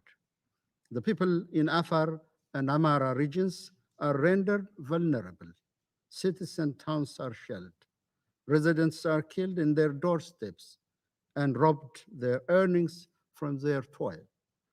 True to its unscrupulous and cruel nature, TPLF is causing terror and mayhem. As we speak, Ethiopians in the northern part of the country are fending for their life and the life of their children. The trucks we sent to Tigray with food and medical supplies are transporting weapons and use combatants that are frauded or forced to fight against their brothers and sisters for no apparent public interest, but for the greedy-driven political agenda of a few individuals. Excellencies, we honor and respect the call for political dialogue. It is an approach we fully prescribe to and even applied in resolving many interested and interstate disputes. Inherently, our current situation is not any different. There is a deep-seated political difference and grievances in our nascent democracy. We are also a diverse nation and a home to 83 languages and many groups than headlines care to mention with unaddressed legitimate questions and demands. However, no political group, despite their grievances, have raised an arm against their brethren. No ethnic or political group, despite its unfulfilled demands, have waged war against the motherland. Diversity is not Ethiopia's problem. Our challenge is not, as some reluctantly posit, a failure to manage diversity. Diversity is Ethiopia's asset. Our problem is a criminal group that refused to accept equality and let go ill-gained supremacy and privilege. Unfortunately, this group garners support from many sources. Some media outlets in the West, some staff members and leaders of international organizations openly support the group. For your surprise, we sometimes learn the motives and the next steps of the group from statements and speeches of high-placed officials of these entities. As you may recall, even this council was made to convene over a false report alleging heinous crimes, including the use of anger as a weapon of war.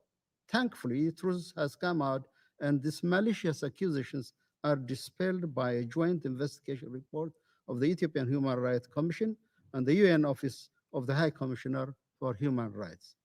Our plea for members of the international community, states and non-state actors to refrain from providing moral and material support went unheeded. TPLF is emboldened and numbed itself to an extent it stopped counting the lives of Ethiopians from Tigray, its sacrifice on its hopeless journey. It is emboldened to a level it threatens to unseat a popularly elected federal government and destabilize a nation of 112 million people. We again reiterate our plea for the support of this group that have been providing it with communication equipment, satellite information, weapons, and even fighters to desist from this. It is not only illegal, but also an immoral act. Mr. President, Ethiopia is pained. What we have gone through at the hands of this criminal group will require intergenerational effort to heal. For this, Ethiopia needs its children to dialogue and reconcile. We have time and again expressed our readiness and explained the preparation for national political dialogue. Had it not been for the bloodshed caused by the TPLF, even the political future of this group would have had a prospect of resolution through dialogue. In line with our commitment, we entertained the efforts for support and undertook the work with all our friends to learn from their experience and draw the available and relevant lesson and support. We accepted the High Representative of the African Union to the Horn of Africa and assist his role. We believe the regional solution is best placed to support us get out of this problem. This being said, our route to a dialogue and political solution will not be straightforward or easy. For now, we are focused on halting the TPLF and rescuing and reaching our public that suffered immensely under its cruel and deceptive methods. In this regard, we remind everyone concerned there are no two parties here. There is a government representing the whole of the Ethiopian people and representing the Ethiopian state, and there is a group advancing its criminal cause through atrocities. Any attempt, including the media campaign we have been witnessing in the past few days, to launder the TPLF and diminish the horror it committed against the Ethiopian people would only be counterproductive. Mr. President, what exalts my country as a nation is to overcome its own challenges. What may raise us as a country is the commitment of all Ethiopians to bring peace and stability. What is needed is well-meant insight and forethought and support. Statements of marginalization, sanctions, punitive measures will not help, or rather counterproductive. Out of our conviction to peaceful solution to all disputes, we will keep engaging all well-meaning actors, the AU High Representative and regional leaders. In the course of this process, we hope we have the understanding of this council and its membership. I would like to assure you, the council member, that my country will prevail as it did in the past in the face of all its adversities. I thank you, Mr. President. I thank the representative of Ethiopia for his statement. I would now like to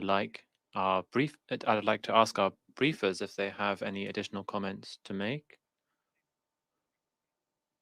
I don't have any other name inscribed on my list.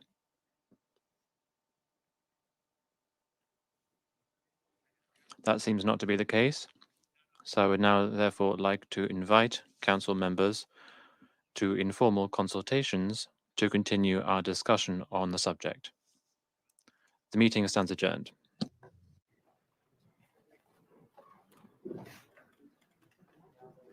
Does that mean that we finished?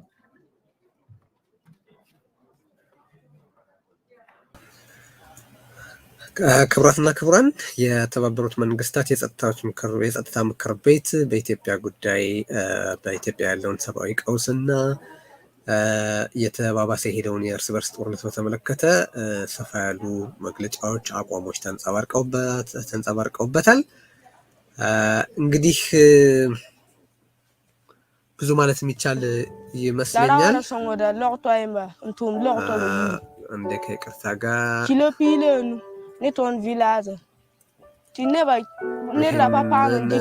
የማቆም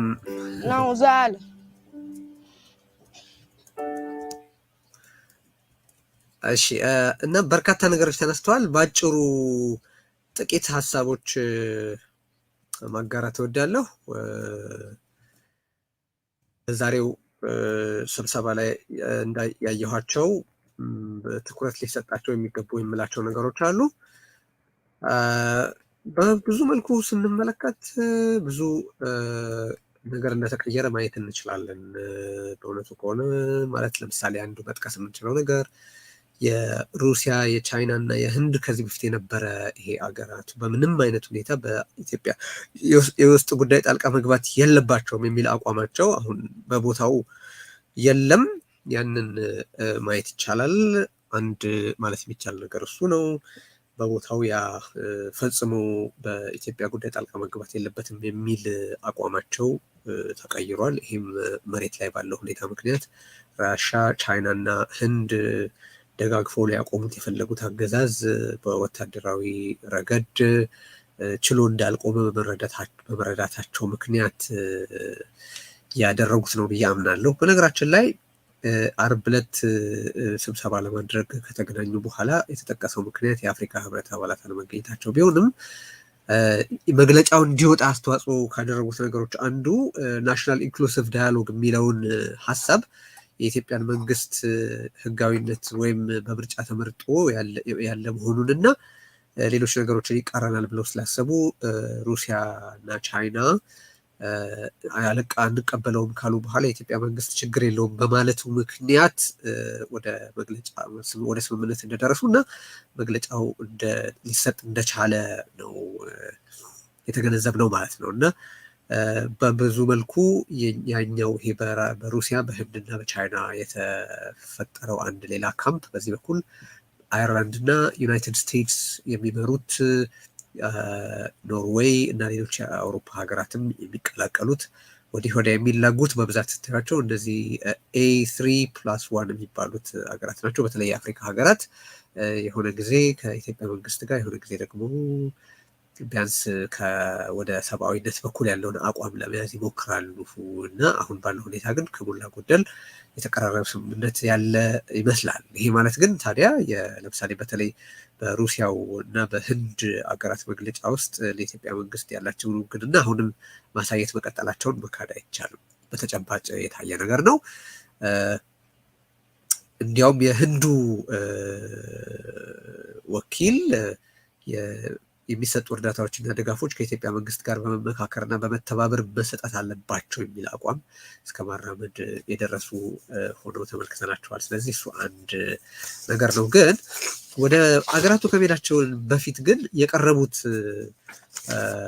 ነገሮች ምንድን ናቸው? በፕሬዚደንት ኦሉሴጉን ኦባሳንጆ ቶሎ ቶሎ ባጭሩ አቀርባቸዋለሁ። ያያችሁትን ነገር በመድገም ላሰለቻችሁ አልፈልግም። ግን አንዱ ፕሬዚደንት የቀድሞ የናይጄሪያ ፕሬዚደንት ኦባሳንጆ በጉዳዩ ላይ ከዓለም መሪዎች ጋር መገናኘታቸውን ጠቅሰዋል። አንደኛ። ሁለተኛ አብይ አህመድ ችግሩ ፖለቲካዊ መሆኑንና በድርድር ብቻ እንደሚፈታ መስማማቱን ይጠቅሳሉ።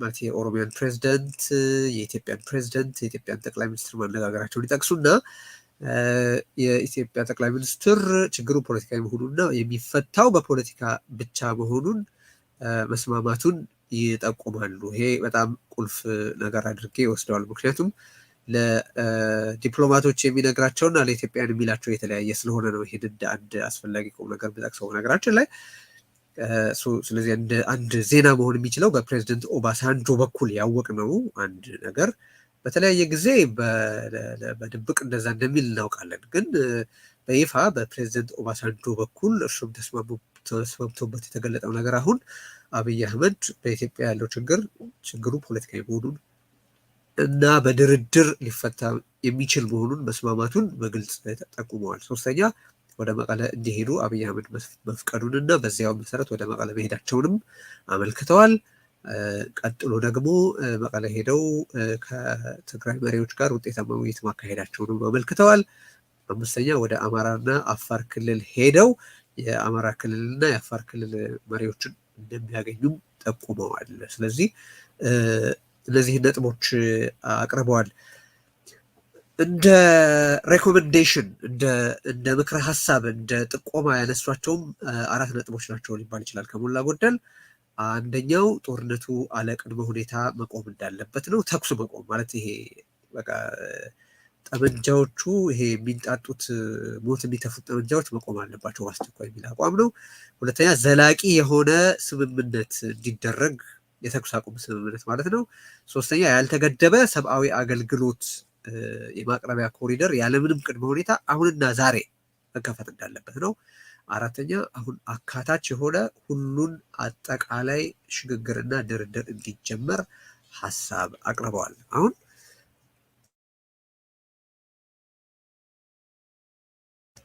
እነዚህን ተመልከቷቸውና ከኢትዮጵያ መንግስት የቀደመ አቋምና ከደጋፊዎቹ ከዛ ከመንጋው አቋም አንጻር ብንመለከታቸው አራቱም በእነሱ ላይ የተቆጠሩ ግቦች ናቸው ማለት ይችላለሁ።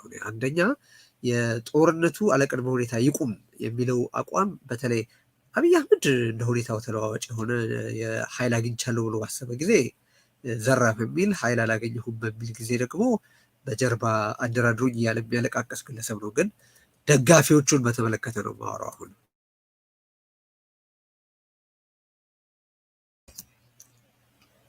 እነዚህ ደጋፊዎቹ እንግዲህ የጦርነት ግፋ በለው ሲሉ የምታደምጧቸው ናቸው። በምንም ተአምር መቆም የለበትም፣ እንዲህ ከሆነ በኋላ ነው ወይ እንዲህ የሚሆነው፣ በቃ እስከ ደም ጠብታ መፋለም አለብን፣ አስፈላጊው ነገር ሁሉ መደረግ አለበት፣ እንደውም ኢሱ መግባት አለበት እያሉ ኢሳያስ እንወድሃለን ናና ኤርትራ ናና ግብፅና ሱዳንን አፈርድሜ ያብላለን ወዘተረፈ እየተባለ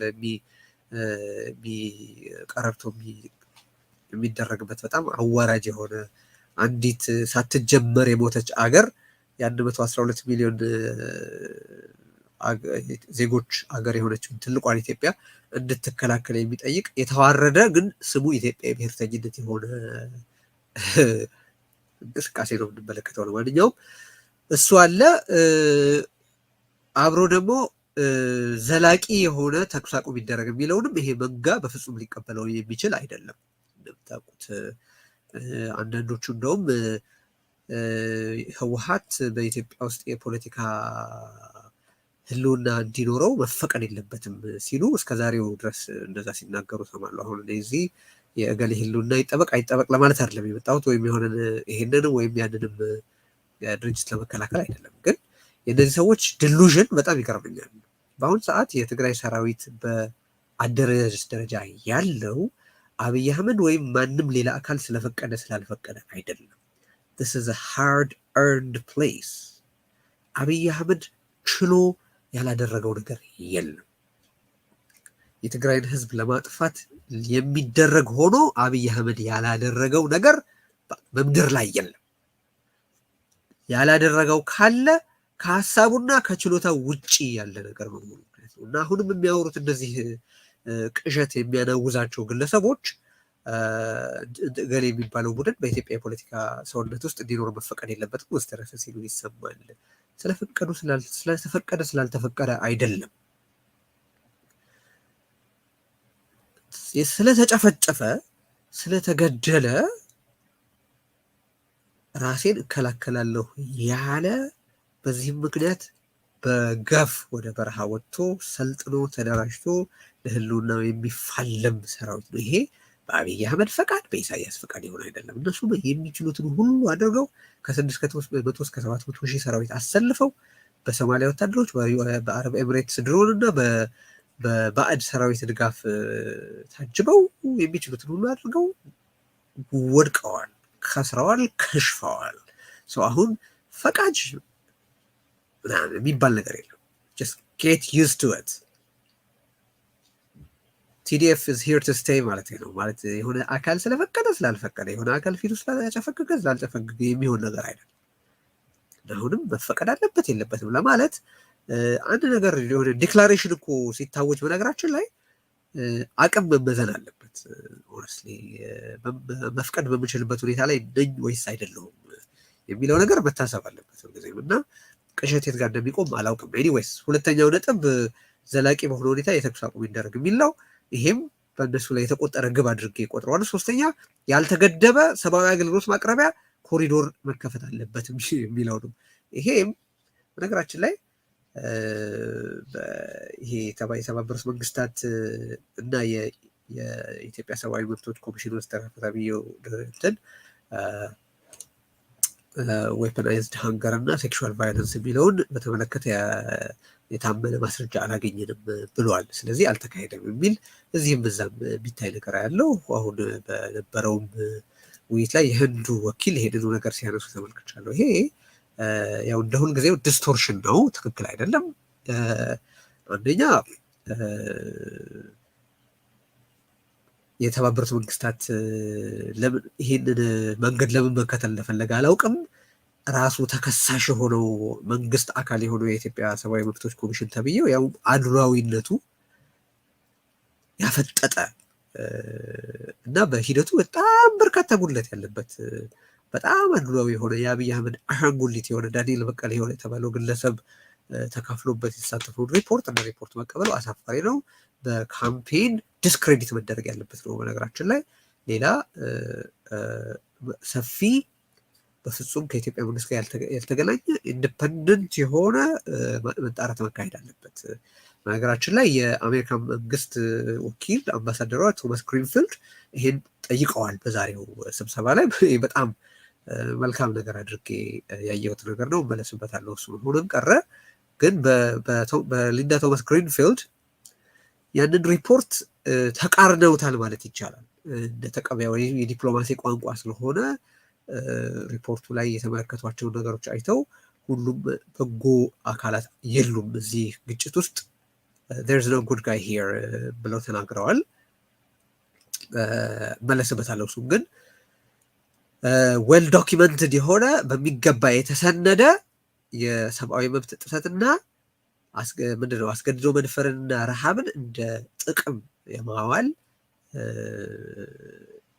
ላይ መዋሉን ይሄ ምንድነው ረሃብንና አስገድዶ መድፈርን እንደ ጦር መሳሪያነት የመገልገል ተጨባጭ ድርጊት መፈጸሙን የሚያሳይ በሚገባ የተሰነደ ምንድነው ማስረጃ አለ ብለዋል። እና አንድ ሁለተኛ ደግሞ በተጨማሪ የጠየቁት ጥያቄ አምባሳደር ሊንዳ ቶማስ ግሪንፊልድ ከዚህም ባሻገር እጅግ የሰፋ ነገሮችን በዝርዝር የሚመለከት ሰፊ የምርመራ ሂደት መደረግ አለበት ብለዋል። እና እንደ ዲፕሎማት ከዚህ በላይ በግልጽ ቋንቋ ሊናገሩ የሚችሉ አይመስለኝም። ለማንኛውም ያልተገደበ ሰብአዊ አገልግሎት ማቅረቢያ ኮሪዶር መከፈት አለበት የሚል ሪኮሜንዴሽን በፕሬዚደንት ኦባሳንጆ ቀርቧል። ይሄም ለነዚህ የትግራይን ህዝብ አስርበው መፍጀት ለሚፈልገው መንጋ ትልቅ ክስረት ነው፣ ትልቅ ግብ ተቆጥሮበታል ብዬ ነው የማስበው። ከዛ የመጨረሻው ሁሉን አካታች ብሔራዊ ምክክርና ድርድር ኦል ኢንክሉሲቭ ናሽናል ዳያሎግ ይደረግ ብለዋል። ይሄ በነገራችን ላይ በሁሉም የዛሬ የተባበሩት መንግስታት ተካፋዮች የተደገፈ ነው። በሁሉም እንግዲህ ልብ ማለት የሚያስፈልገው እውነት ነው። ለምሳሌ የራሻው እና የህንዱ ወኪል ቻይናው የሚያነሱት ይመስለኛል የኢትዮጵያ መንግስት የተመረጠ ነው፣ ትናንትናና ከትላንት ወዲያ የተካሄዱትም ሰልፎች በህዝብ ዘንድ መንግስት ያለውን ተቀባይነት ያሳያሉ የሚል አቋም አንጸባርቀዋል። ይሄ በፕሬዚደንት ኦባሳንጆም ጠቀስ ተደርጎ የታለፈ ነገር ነው።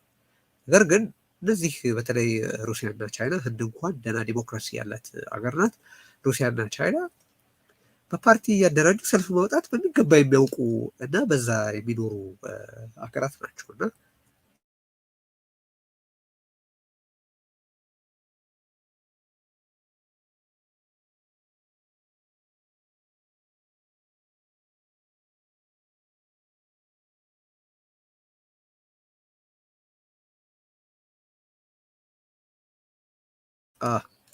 ይቅርታ ሚውት ተደርጎ ነበር። አገራቱ ሩሲያና ቻይና ፓርቲን ተጠቅመው ሰልፍ በማስወጣት የተካኑ በቃ ልምድ ያላቸው ናቸው። ሁለቱም ኦቶሪቴሪያን ስቴት ናቸው።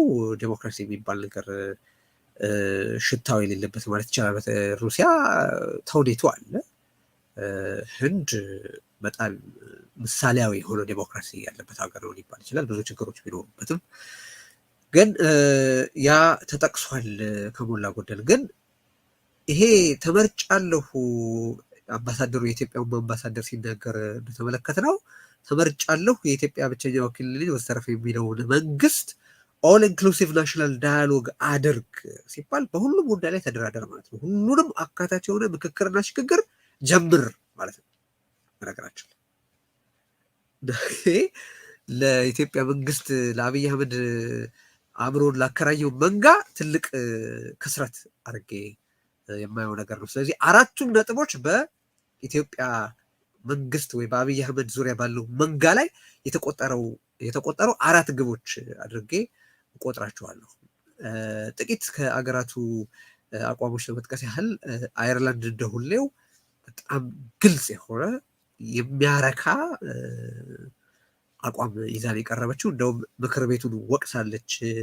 አየርላንድ ተገቢ በበቂ በቶሎ አለመድረሳችን ያሳዝናል። እዚህ የጋራ መግለጫ ለማውጣት አመት መፍጀታችን አሳዛኝ ነገር ነው ብላ ጠቅሳለች። በተረፈ እነዚህ ቀደም ሲል የተጠቀሱትን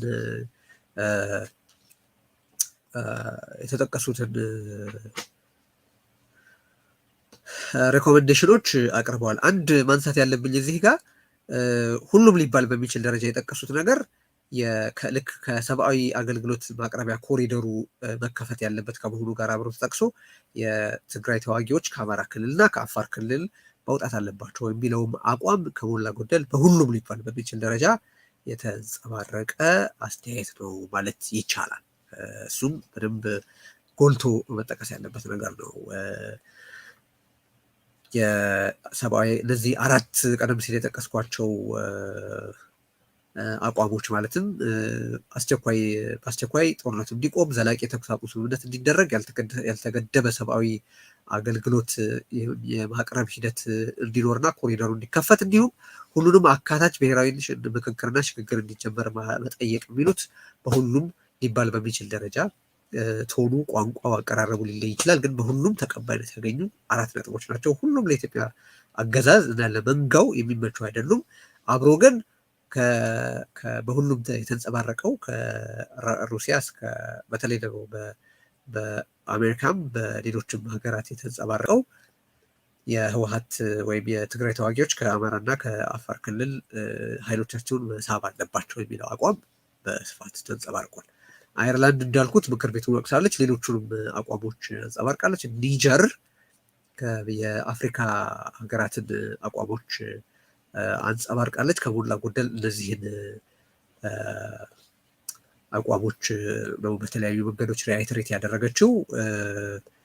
የአፍሪካ ሀገራት ሲላጉ ቆይተዋል ብያለሁ። አሁን ወደ አንድ ጎራ የተሰበሰቡ ይመስላል። ግጭቱ በአሳሳቢ ደረጃ ላይ መድረሱን መካድ የቻሉ አይመስለኝም። የኢትዮጵያን መንግስት በመደገፍ ብዙ መዝለቅ እንደማይቻል የተረዱ ይመስለኛል። አሜሪካ የወሰደችው አቋም በጣም አስገራሚ ነው ባይነኝ። እኔ አሁንም እንደሁሌው በሚያስገርም ሁኔታ የአሜሪካ መንግስት እኔ በዚህ ጦርነት ጉዳይ ከዚህ በፊት በሌሎች ግጭቶች አሳይቶት በማያውቀው ደረጃ ኢምፓርሻሊቲ ያሳይቷል ብዬ ነው ማምነው። ይሄ የአብይ አህመድን መንጋ እንደሚያሳብድ አውቃለሁ፣ ግን እውነቱ ያ ነው። ከብስጭትና ከአጉል ከታወረ እልህ ውጭ ሆነን የምናያቸው የአሜሪካ መንግስት እና እንደ ኖሮ የሚያቀርቧቸው ሀሳቦች በጣም ሰንስብል የሆኑ ምክረ ሀሳቦች ነው።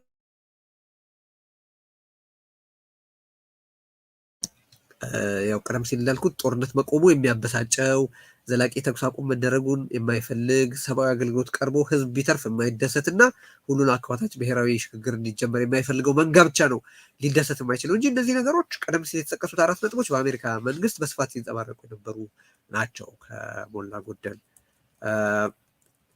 እሱ አንዱ ነው። ግን በጣም የገረመኝ ምንድን ነው ሌላ የማጣራት ሌላ ምርመራ መደረግ አለበት የሚል አቋም በግልጽ ነው ያንጸባረቀችው። እኔ በዲፕሎማሲ ቋንቋ የዚህ ጆይንት ኢንቨስቲጌሽን ተብሎ የተባለውን ወደነው ይሄ በጆይንት ኢንቨስቲጌሽን ተቃርነዋለች ሊባል ይችላል በዲፕሎማሲ ቋንቋ። ከዛ የወሰደቻቸው አቋሞች አሉ፣ ግን ዌል ዶኪመንትድ የሆነ አስገድዶ መድፈርና ረሃብ ጥቅም ላይ የዋለባቸው ነገሮች አሉ ብላለች። አንድ ሁለተኛ ይሄ ጆይንት ኢንቨስቲጌሽን በጊዜና በስፍራ የተገደበ ነው። ከዚህ የሰፋ በጣም በዝርዝር የተፈጸመውን ግፍ የሚያጠና የሚያጣራ የሚመረምር ወደ እውነቱ የሚደርስ ሌላ ምርመራ ያስፈልጋል ብለዋል አምባሳደር ቶማስ ግሪንፊልድ። ይሄ ለእኔ ትልቅ አነጋገር አድርጌ ወስደዋለሁኝ። ምክንያቱም ሪፖርቱን እንደ ሪፖርት ሙሉ በሙሉ ተቀባይነት ያለውና ኮምፕሬሄንሲቭ አድርጋ አይደለም የተመለከተችው አሜሪካ። ሌላው የኢትዮጵያ መንግስት ረሃብን አሁንም ድረስ ጥቅም ላይ እያዋለ እንዳለ ማለት ለፖለቲካ ዓላማው እና ምግብና መድኃኒት ወደ ትግራይ እንዳይገባ መከልከሉ በፍጹም ተቀባይነት እንደሌለው አሳውቀዋል። እና ይህም አንዱ ይሄ ዌፐናይዝድ ሃንገር ምናምን የሚባል ነገር የለም የሚለውን የመንጋውን ትርክት የተቃረነችበት ነው። አሜሪካ ያንን አቋም መያዙ አሁንም በጣም መርህ ላይ የተመሰረተ አቋም መውሰዷን ያሳያል ብዬ ነው የማስበው። መርህ ላይ የተመሰረተ ስል አሜሪካ ብሔራዊ ጥቅሟን አታስጠብቅም ብዬ የማስብ የዋህ አይደለሁም። አሜሪካ ግን ብሔራዊ ጥቅሟ ብላ ያየችው ነገር የኢትዮጵያን ሕልውና የሚቃረን አይደለም። በአእምሮ የሚያስብ ቢበዛ ኖሮ አሜሪካ ያቀረበችውን ፕሮፖዛል ድሮ ተቀብሎ በተግባር ከብዙ ደም መፋሰስ ከብዙ ጣጣ ያድን ነበር ብዬ ነው የማስበው።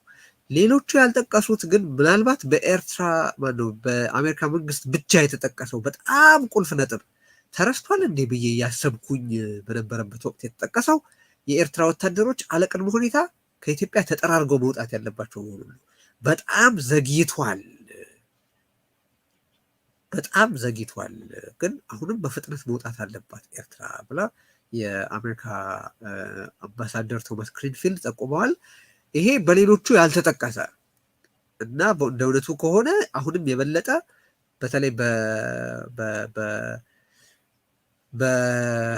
በዘመቻ አደራጆች በኩል በፍጹም ችላ ሊባል የማይገባው ነገር እንደሆነ በጠቆም እፈልጋለሁ። በዚህ በተባበሩት መንግስታት የጸጥታ ምክር ቤት ስብሰባ ላይ የኤርትራ ወታደሮች በአስቸኳይ መውጣት እንዳለባቸው የጠቆሙት ብቸኛዋ በኔ ግምት ካልሳትኩ በስተቀር ምናልባት መጀመሪያ ላይ ከፕሬዚደንት ኦባሳንጆ በፊት ብሪፍ ያደረጉት ሴት ገልጠውት እንደሆነ ምናልባት ስቼው እንደሆነ አላውቅም፣ ግን በሀገራት ደረጃ ከአሜሪካ በስተቀር የኤርትራ ወታደሮች በአስቸኳይ መውጣት አለባቸው የሚለውን አቋም በግልጽ ያንጸባረቀ አልተመለከትኩም። እሱም አሜሪካ በኩል የተወሰደ አንድ በጣም አስፈላጊና ቁልፍ አቋም ነው ብዬ አስባለሁ። ሌላው የተጠቀሰው ይሄ ያው መንጋው አሜሪካን ለህወሓት በማድላት ስለሚከስ ለዚያ ያንን አድሬስ ለማድረግ ስለፈለጉ ለማንም አናደላም፣ እኛ ከኢትዮጵያ ህዝብ ጋር እንቆማለን እንጂ ለእገሌ ቡድን በተለይ አናደላም፣ በማንም ሰብአዊ መብት ጥሰት ሲፈጸም እንቃወማለን ብለው የኤርትራን ወራሪ ሰራዊት፣ የኢትዮጵያን መከላከያ ሰራዊት፣ የአማራ ልዩ ኃይልንና የትግራይ ተዋጊዎችን በስም ዘርዝረው ጠቅሰው ሁሉም የሚፈጽሙት ሰብአዊ መብት ጥሰት ተቀባይነት እንደሌለው አመልክተዋል። ነገር ግን እንዳልኩት በኢትዮጵያ መንግስት አሁንም ረሃብንና አስገድዶ መድፈርን በጦር መሳሪያነት በመጠቀም ላይ መሆኑን ግን ከመግለጥ አልተቆጠቡም ማለት ይቻላል። ሩሲያ ያው የቀደመው ጣልቃ ገብነት መገባት መኖር የለበትም የሚለውን አቋም የለወጠች መሆኑን ማየት ይቻላል። ቀደም ሲል ከዘረዘርኳቸው የኢትዮጵያ መንግስት ሰፊ ድጋፍ እንዳለው፣ የተመረጠ መንግስት እንደሆነ፣ በኢትዮጵያ የግዛት አንድነትና ሉዓላዊነት ፈጽሞ ድርድር እንደማያደርጉ የመሳሰሉ ከኢትዮጵያ መንግስት ጎን መሆናቸውን የሚያሳዩ አረፍተ ነገሮች ተጠቅመዋል። ግን በዋናዎቹ ጉዳዮች ግን ከሌሎቹ የተለዩ አይደሉም። እንዳልኩት ይሄ የኢትዮጵያ የውስጥ ጉዳይ ነው የሚል አቋማቸው ተሸርሽሮ ይሄ በኢትዮጵያ ያለው ግጭት በአሁኑ ወቅት ለአካባቢው ከፍተኛ አደጋ የሚያመጣ ነው። ስለዚህ የአፍሪካ መር እና የአየርላንዷ ወኪል ኢትዮጵያ መር ውይይት መካሄድ አለበት ሲሉ ተመልክቻለሁኝ። ሌሎቹ ግን ከሞላ ጎደል አፍሪካ መር የሆነ የአፍሪካ ህብረት የሚመራው የድርድርና የንግግር ሂደት እንዲኖር እንደሚያስፈልግ ተቀብለዋል። ሩሲያም ያንን አንጸባርቃለች። ህንድም ያንኑ ተመሳሳይ አቋም ነው በነገራችን ላይ ያራመደችው እና አገዛዙ እንግዲህ የነበሩትን የክፉ ቀን ክፉ ወዳጆች ቀስ እያለ እያጣ ያለ ይመስላል። ማለት አሁንም ከኢትዮጵያ መንግስት ጎን መቆማቸውን ከመግለጥ አልተቆጠቡም። ግን ዋና የመግለጫ በጸጥታው ምክር ቤት እንዳይወጣ እንቅፋት ሆኖ የነበረው የኢትዮጵያ መንግስት ወታደራዊ በላይነት አግኝቷል ብለው ያስቡ ስለነበር ያንን ወታደራዊ በላይነት በጸጥታ ምክር ቤት ጥያቄ ምልክት እንዳይወድቅበትና ሌላ የኢትዮጵያን መንግስት የሚቃረን ሬዞሉሽን እንዳይወጣ ሲከላከሉ የነበሩት ሶስቱ ሀገራት አሁን ቢያንስ በነዛ ፕሬዚደንት ኦባሳንጆ ባቀረቧቸውና ለረዥም ጊዜ የአሜሪካ መንግስትም ሆነ የአውሮፓ ህብረት ሲያራምዷቸው በነበሩ 4 አቋሞች ማለትም ጦርነቱ በአስቸኳይ እንዲቆም፣ የተኩስ አቁም በዘላቂነት እንዲደረግ፣ የሰብአዊ አገልግሎት ያለ ገደብ እንዲቀርብና ናሽናል ኢንክሉሲቭ ዳያሎግ እንዲጀመር የሚሉት ነጥቦች ላይ መስማማታቸውን በግልጽ ማየት ይቻላል እላለሁኝ። የሩሲያ ነገር ይሄ ነው። ሜክሲኮ በጣም በተለየ ሁኔታ ሌሎቹ ያሉትን ካለች በኋላ በአጽንኦት የትግራይ ተዋጊዎች ወደ አማራና ወደ አፋር መግባት ያለውን ችግር ከገለጹና ወደኋላ መሳብ አለባቸው ካሉ በኋላ ከሌሎቹ በተለየ በመቀለ ከተማ ላይ በኢትዮጵያ መንግስት የሚካሄደው የአየር ድብደባ በንጹሐን ላይ የሚያደርሰው ጉዳት በጣም እያደረሰ ያለው ጉዳት የከፋ በመሆኑ በአስቸኳይ መቆም አለበት የሚል አቋም ደጋግመው አንስተዋል። ይሄ በነገራችን ላይ የኢትዮጵያ መንግስት የአውሮፕላን ጥቃት ጉዳይ በሌሎችም ሀገራት ወኪሎች ተነስቷል። እንደማስታውሰው በA3+1 በተባሉት ሀገራት በኒጀር፣ በኬንያ፣ በአንድ ሌላ ሀገር እና በሴንት ቪንሰንት ግሪናዳ የተባሉት 4 ሀገራት የጸጥታ ምክር ቤት ጊዜያዊ አባላት ተነስቷል። ይሄ የአውሮፕላን ድብደባ ነገር። ሌላው በርካታ ወኪሎች የተጠቀሰው የጥላቻ ንግግር ጉዳይ ነው። ያው አሁንም የጥላቻ ንግግር በጣም በርክቷል ተብሎ ሲነገር የተባበሩት መንግስታት በህወሓት ተከፍሎታል እንደሚል ያ መንጋ ጥርጣሬ የለኝም። ግን ያው ያንን አእምሮ ቢስ መንጋ መርሳት ነው የሚሻለው። በነገራችን ላይ እሱን መንጋ መርሳት ነው የሚሻለው እና ይሄ በሜክሲኮ በጣም የተለየ አጽንኦት ተሰጥቶበት ተነስቷል። ሌሎቹ ነገሮች እንደተጠበቁ ሆኖ ግን የጥላቻ ንግግር በከፍተኛ መጠን መወገዝ እንዳለበት፣ እርምጃ መወሰድ እንደሚገባው ይህንን ለማስቆም ተጠይቋል። በሀገራቱ ከሞላ ጎደል ለዚህ በጣም በአስቸኳይ እንዲሁ በወፍ በረር ነው ነገሮቹን ለማየት እየሞከርኩ ያለሁት፣ መድገም ስላይደለ እንዲሁ ጥቂት ሪፍሌክት ለማድረግ ብቻ ነው እየሞከርኩ ያለሁት። በነገራችን ላይ በዚህ ጉዳይ ላይ የኢትዮጵያ አምባሳደር አሁንም የሰሜን ዕዝ ተመታ ለቅሶውን አላቆምም። አንድ የኢትዮጵያ መንግስት አምባሳደሮች ብቻ ሳይሆን ያው ይሄ በኢትዮጵያ መንግስት ዙሪያ ያለው የፋሽዝም መንጋ የማይገነዘበው ነገር ምንድን ነው? ዓለም ህወሓት የሰሜን ዕዝን አላጠቃም ብሎ አይደለም እየተከራከረ ያለው። በእርግጥ አንዳንድ መገናኛ ብዙኃን የጦርነቱ አጀማመር በተመለከተ የተለያየ የየራሳቸውን አስተያየት አቅርበዋል። ግን ከሞላ ጎደል የዓለም አቋም የሰሜን ዕዝ አልተጠቃም አይደለም አቋሙ። ኦኬ ሰሜን ዕዝ ተጠቅቷል ብለህ ግን ሴቶች መድፈር ማስደፈር አትችልም፣ ንጹሐንን ማፈናቀል አትችልም፣ ሰዎች ማስራብ አትችልም ነው እየተባለ ያለው። እንዲህ አይነት ድድብና ከየት እንደሚመጣ አይገባኝም። ሆን ብለው እንደሚያደርጉት ስቸው አይደለም። ግን ዓለም ምን ይለኛል አይሉም። ማስታርቬሽን እና ብለህ አሁንም እኮ በሀገራቱ ዘንድ የአየርላንድንም የኖርዌይንም የአሜሪካንም መግለጫ እኮ የምትመለከቱት ሄዶ በነገራችን ላይ የኢትዮጵያን ኢኮኖሚ በማንቀሳቀስ ረገድ ረብ ያላቸው ሀገራት እነሱ ናቸው። እነሱ አሁንም ይሄ በዚህ የጆይንት ኢንቨስቲጌሽን በተባለው ዝባዝንኬ ሪፖርት ሀሳባቸውን አልቀየሩም። ሰሜን እዝ ተመቷል ብለህ ንጹሐንን መግደል አትችልም። ሰሜን እዝ መመታቱ ንጹሐንን የመግደል ፈቃድ አይሰጥህም ነው። በሌላውም በኩል ያለው ለቅሶ ይሄ ነው። በነገራችን ላይ ሰሜን እዝ ተመቷልና የትኛውንም ግፍ፣ የትኛውንም ጭፍጨፋ፣ የትኛውንም እልቂት ለመፈጸም ፈቃድ አለኝ የሚል አተያይ ነው ያለው እና ይህንን ያው ድንቁርና ቀጥሎበታል። በምግብ አቅርበናል ትግራይ ውስጥ በነበርንበት ጊዜ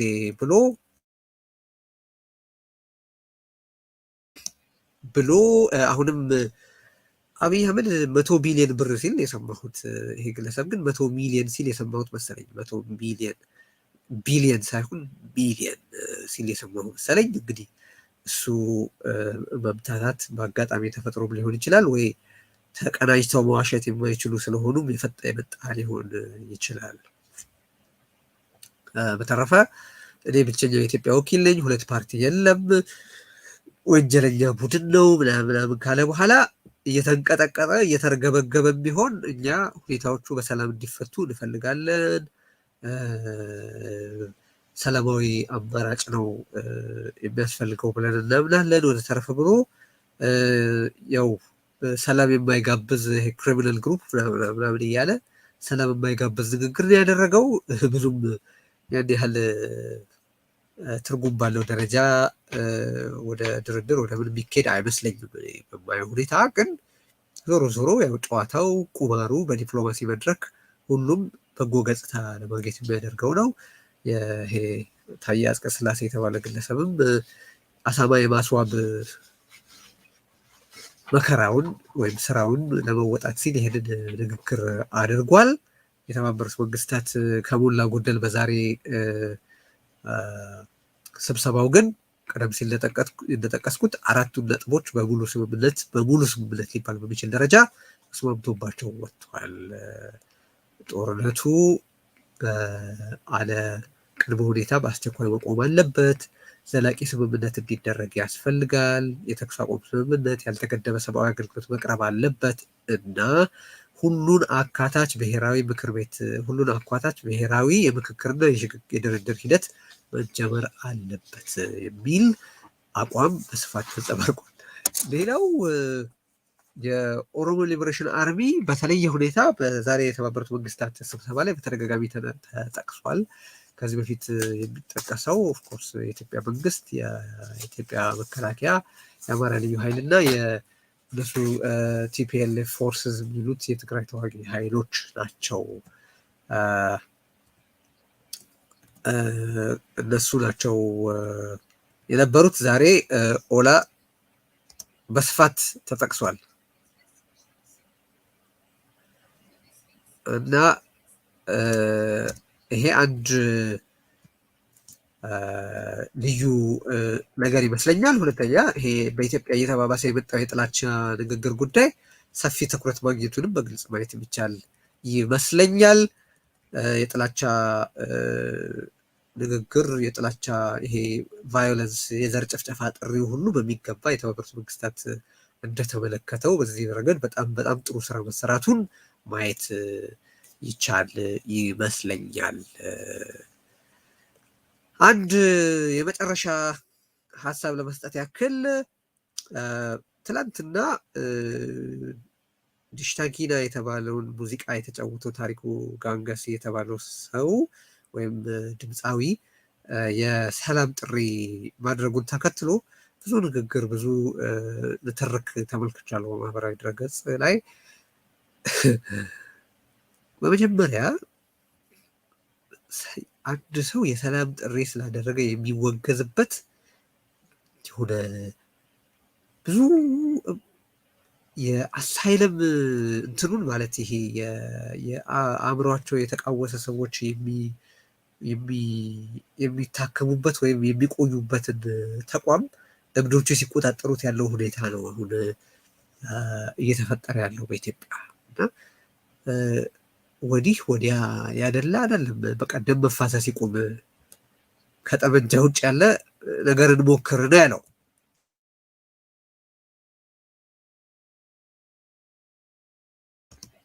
ይሄን ማለቱን እንደ ኃጢአት እንደ ወንጀል የቆጠሩ የተለያየ አይነት አስተያየት ሲሰጡት እመለከታለሁ እና በጣም የሚያሳዝን ነው። በቃ ያለው ሁኔታ እንደው እንደዚህ አይነት መዝቀጥ እንደዚህ አይነት መውረድ መቆሚያው የት ጋር እንደሆነ በጣም ግራ የሚገባ ነው። አንደኛ ይሄ ዲሽታጊና የተባለው ዘፈን ራሱ አንድነን ሰዎች ነን፣ እርስ በርስ መጣላት የለብንም ምን ማለት የለብንም የሚል ሀሳብ ነው። ቤዚክሊ እኮ መጥቶ እኔ አልዘፍንም ማለ እንጂ ዘፈኑን ነው እኮ በዝሩ መልክ ያቀረበው። ቢዘፍንም ኖሮ ያንን መልእክት ነበር የሚያሻገረው። የተለያየን አይደለም። ያ ዘፈን ስለ ሰውነት የሚያወራ ነው፣ ስለ አንድነት የሚያወራ፣ ስለ ወንድማማችነት፣ ስለ እርስ በርስ መተሳሰብ የሚያወራ ነው። ቢዘፍነውም ኖሮ ዝም ብሎ ዘፍኖትም ቢሄድ ኖሮ ያንኑ መልእክት ነበረ የሚያሻግረው። ግን ዝም ብሎ ዘፍኖት ቢሄድ መልእክቱ አይጎላም ብሎ ስላሰበ ነው በእርግጠኝነት ያንን ለማድረግ የመረጠው እንጂ ዝም ብሎ ዘፍኖትም ቢሄድ እንዲዘፍን የጋበዙትን መልእክት እኮ በዝሩ መልክ ያቀረበላቸው እና እኔ እንዴት አይነት አእምሮ ቢስነት በሀገሩ ላይ እንደነገሰ እንዴት አይነት ድንቁርና ቤቱን እንደሰራ እኔ ሊገባኝ አይችልም። በሀሳብ አለመስማማት አንድ ነገር ነው፣ ግን ደም መፋሰስ ይብቃ። ለዚህና ለዚያ ቡድን እቆማለሁ። የኢትዮጵያ መንግስት የሚያደርገው ነገር ትክክል አይደለም፣ ወዘተርፈ አይደለም ያለው። ምነው ውጊያ ብቻ ሆነ? ምነው ጥቁር መልበስ ለመድን? ጥቁር መልበስ ተዋህደን? ጥቁር መልበስ በዛብን እንዴ? ልጆቻችን እየወሰደን አንገብር። በዚህም በዛም በኩል ያሉት የአንድ ቤተሰብ ሰዎች ናቸው። ስለዚህ ደም መፋሰስ ይብቃ፣ ጦርነት ይብቃ። ወጣቶቹ የሄዱ መማገዳቸው ይቅርና ሽማግሌዎቹ ሄደው በጠመንጃ ሳይሆን በቀጤማ በዘንባባ የሆነ ሰላም ያምጡ አለ። አሁን ይሄ ምንድን ነው የሚያስቀይመው? ምን አይነት ማለት ምንድን ነው የሆነው? ምንድን ነው እንዲህ አይነት መታረዝ? ምንድን ነው እንዲህ አይነት መዋረድ? አረ ምንድን ነው ጓዶች፣ እንደው ምንድን ነው የሚሻለን እንዴ? ምንድን ነው እንደዚህ አይነት ዱምዱም የበረከተው? በኋላ ሲናገር የግድያ ዛቻ ደርሶብኛል። ይሄ ግድያ ዛቻ እኮ የሚያደርሰው ሄዶ ለመሞት እኮ የማይፈልግ እኮ የሆነ እርባን ኤሊት፣ የሆነ ደመጣጭ የሆነ ትኋን እርባን ኤሊት ነው ይህንን ይላል ብዬ የማስበው እንጂ ገበሬው ደውሎ ለምን ሞቴን ተቃወምኩ ብሎ ያንን እንደማይል እርግጠኛ ነኝ። እና እኔ ምንድን ነው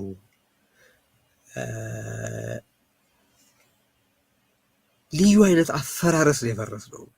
እውነቱ ከሆነ ከወደ ውስጥ ከወደ ስር የፈረስ ነው እና ሰላም ማለት የማይቻልበት፣ ለምን ደም ይፈሳል ማለት የማይቻልበት፣ ኧረ ግድ የላችሁም እርቅ ይሻላል ብሎ ማለት የማይቻልበት። ደግሞ ይህንን ድምፃዊ እኮ አንተ አልተማርክም እንዲህ አላልክም ብለው ሊመጻደቁበት የሚፈልጉ ሀፍረት የማያውቁ ቆሻሾች የበዙበት አገር መሆኑ ያሳፍራል። ማናቸውም እሱን የመናገር የሞራል የላቸውም። እሱ ቢያንስ አገር ጠርታለች በተባለ ጊዜ ሄዶ በድንበር ህይወቱንና ደሙን ሊሰጥ ፈቅዶ ኢትዮጵያና ኤርትራ በተዋጉበት ወቅት የሻዕቢያን አንበጣ ሰራዊት ለመፋለም ሄዶ ህይወት ከፍሏል። እሱ እነሱንም እንደ ወንድማማች ነው የሚያያቸው። ያ መብቱ መጠበቅ አለበት። ግን ቢያንስ ሄዶ he put his life on a line of fire። ከማናችንም የተሻለ የሞራል ልዕልና አለው እሱ፣ ከማናችንም የተሻለ። ይህንን ቡድን ስለደገፈ ስላልደገፈ አይደለም። እኔ በነገራችን ላይ በዛ በመንጋው በኩል ብቻ ስለ በዚህም በኩል አንዳንድ በጣም ጥቂቱም ቢሆን የተመለከትኩት እስካሁን የተነበረው የሚሉ ተጋሩንም ተመልክቻለሁ። እንዴ ይሄ ልጅ ባለስልጣን አይደለ? አጋጣሚውን ባገኘ ጊዜ ወጥቶ ተናገረ። ያውም ይህን ሲያደርግ የወሰደው ሪስክ ደግሞ ማመን የማይቻል ነው።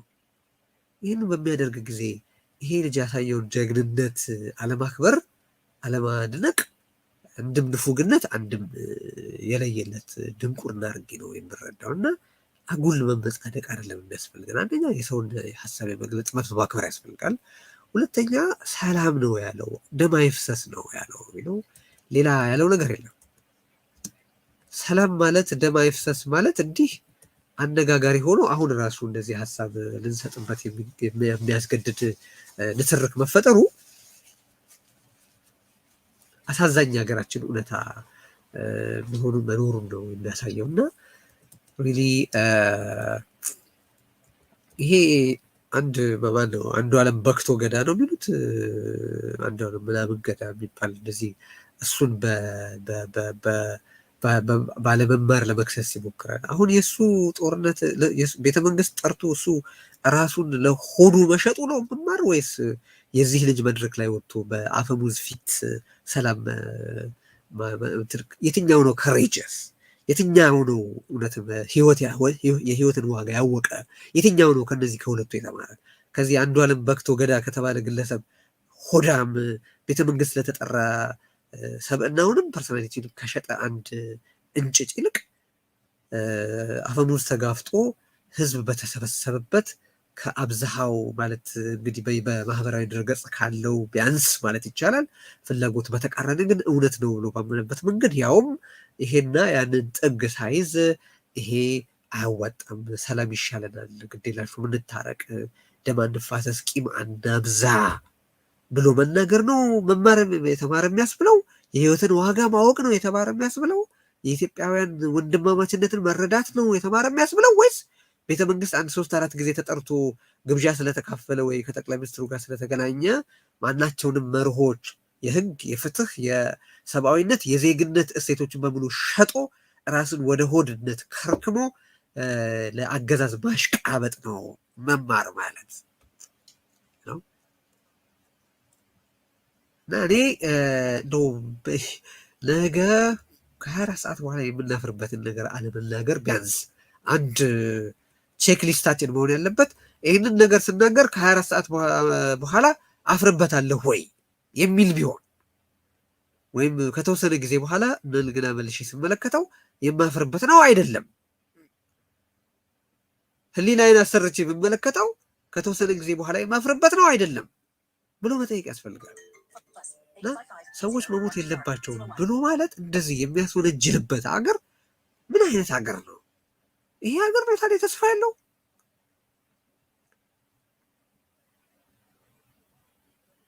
የሆነ he was trying to talk sense የሚሻል የሚበጅ ስሜት የሚሰጥን ሀሳብ፣ የወንድማማችነትን ሀሳብ፣ የደም አይፍሰስን ሀሳብ፣ የሰው በከንቱ አይለቅን ሀሳብ አደባባይ ወጥቶ በቀጥታ በሚሰራጭ ቴሌቪዥን በይፋ በማወጁ ትልቅ ታሪካዊ ጀግንነት ነው ያሳየው። ታሪካዊ ጀግንነት ነው ያሳየው። ይህንን ሲል የሚከተለውን ያውቃል። ከዛ ከስር ደግሞ ሲናገሩ ይሰማሉ። ማን የጋበዘው ለመሆኑ ምናምን ሲሉ ይሰማል። እና በኋላ ዘፈኑንም ሲጫወቱ ሙዚቀኞቹ የእሱን ንግግር ለማቋረጥ ሲሉ ነው የጀመሩት። ግን እሱ ያው ዘፈኑንም ተጠቅሞ ሰላም ጠፋ፣ ፍቅር ጠፋ፣ ወይኔ አይዞሽ ሀገሬ ብሎ ነው የሚፈልገውን ነገር መልእክት አሻግሮ በሙዚቃው በኩል የሄደው። እና አንዳንዴ አለመስማማት አንድ ነገር ነው፣ ግን ያለው ነገር ፍጹም ጄኑን የሆነ የደም አይፍሰስ፣ የጦርነት ይቁም፣ የፍጅት ይቁም፣ የወንድማማች አይተላለቅ ጥሪ ሆኑ ተቀብሎ ማክበር ያስፈልግ ነበረ። ግን ይሄ ጸላኤ ሰናይ የሆነ ጸላኤ ሰናይ መልካም የሆነ ሁሉ የሚጣላው ማለት ነው። መልካም የሆነ ሁሉ የማይስማማው ማለት ነው። መልካም የሆነ ሁሉን የሚጸየፍ ማለት ነው። እንደዛ አይነት ሰው ነው የበረከተው ጸላኤ ሰናይ። ሰይጣን ነው ፍቅር አታሰሙኝ፣ ሰላም አታሰሙኝ፣ ወንድማማችነት አታሰሙኝ፣ እርቅ አታሰሙኝ የሚል። አሁን እኮ ሰይጣንን ያስናቁ መንጋዎች እኮ ማህበረሰቡ በማህበራዊ ትስስር ዘንድ የምንመለከታቸው ናቸው። ማለት ጭፍጨፋ የሚጠሩ፣ ግድያ የሚጠሩ፣ ጅምላ እስር የሚጠሩ፣ ፍጅት የሚጠሩ ነገር ግን እንደዚህ አይነት እንደ ታሪኩ አይነት ሰላም ይሻላል፣ ፍቅር ይሻላል፣ ደም አይፍሰስ፣ ህዝብ አይፋጅ፣ ወጣት አይለቅ፣ ሀገር አይፍረስ ያለን ሰው ወጥተው ለምሳሌ የማያፍሩ የሰይጣን ደቀ መዛሙርት ሳይሆኑ የሰይጣን መምህራን ሰይጣንን ክፋት የሚያስተምሩ ግለሰቦች ናቸው በማህበራዊ ድረገጽ ላይ የምንመለከታቸው እንጂ ጦርነት ይቁም ማለት ሰላም ይሻላል ማለት ደም አይፍሰስ ማለት እርስ በርስ አንተላለቅ ማለት ምንድን ነው ችግሩ? እና እኔ ባካችሁ እንደው እያሰብን ይሁን እንደው ማለት ሰው መሆናችንን እናስታውስ ለማለት ነው እኔ የምፈልገው። በጣም አመሰግናለሁ። ቸሩን ሁሉ እመኛለሁ። በዚሁ ልሰናበታለሁ። እንዴት ናችሁ?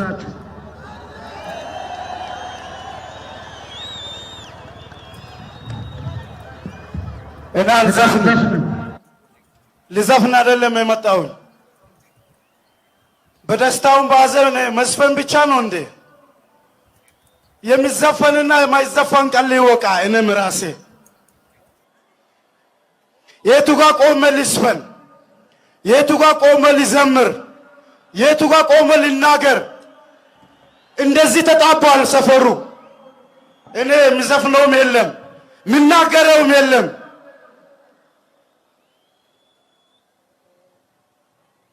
በዘፈኑም ካልተማረን በመዝሙሩም ካልተማረን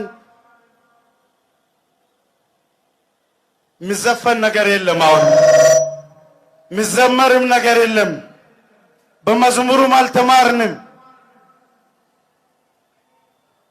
በቤተ ክርስቲያን በሚያስተምሩ በቄሶችም አልተማርንም። በፕሮቴስታንት በሃይማኖት አባቶች በፓስተሮች የሚያስተምሩንም ካልተማረን በሙስሊሞች የሚያስተምሩንም ካልተማረን ዘፈኑም አያስተምረንም።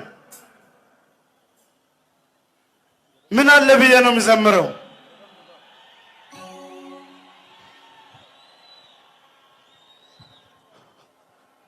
ሁሌ ጥቁር መልበስ አያምርብንም።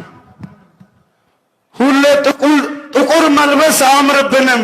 ይበቃል፣ ጥቁር መልበስ ይበቃል። ጆሮአችን ደማ፣ ይበቃል። ማን መጥቶ ነው የሚናገረን? ማን ነው የሄደ የሞታለው? ለምንድን ነው ለመሞት ብቻ ወደፊት የምንለው? አሁን ወጣቶች ይቁሙ፣ አይሂዱ። ሽማግሌዎች ይሂዱ። ድንጋይ ያንሱና ሳር ይበጥሱ፣ አናታቸው ላይ ይዘው በሽምግልና ይሻላል። አፈሙዙ ይበቃል። መፍትሄ የለውም። ምን ነው እኔም ተዋግቻለሁ። ከወንድሜ ጋር ነው ሲባል ጎንበስ ብዬ ብቻዬን ተውኩኝ።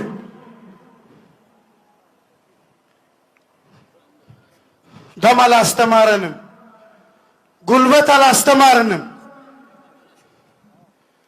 የኢትዮጵያ ከዳር እስከ ዳር የሁሉም ደሙ ትኩስ ነው።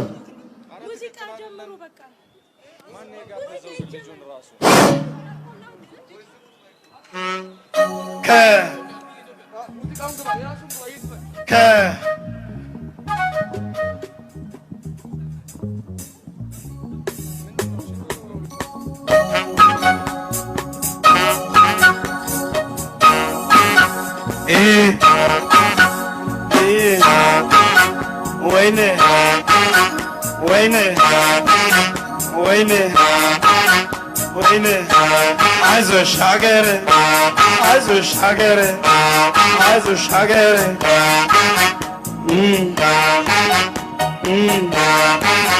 ወይኔ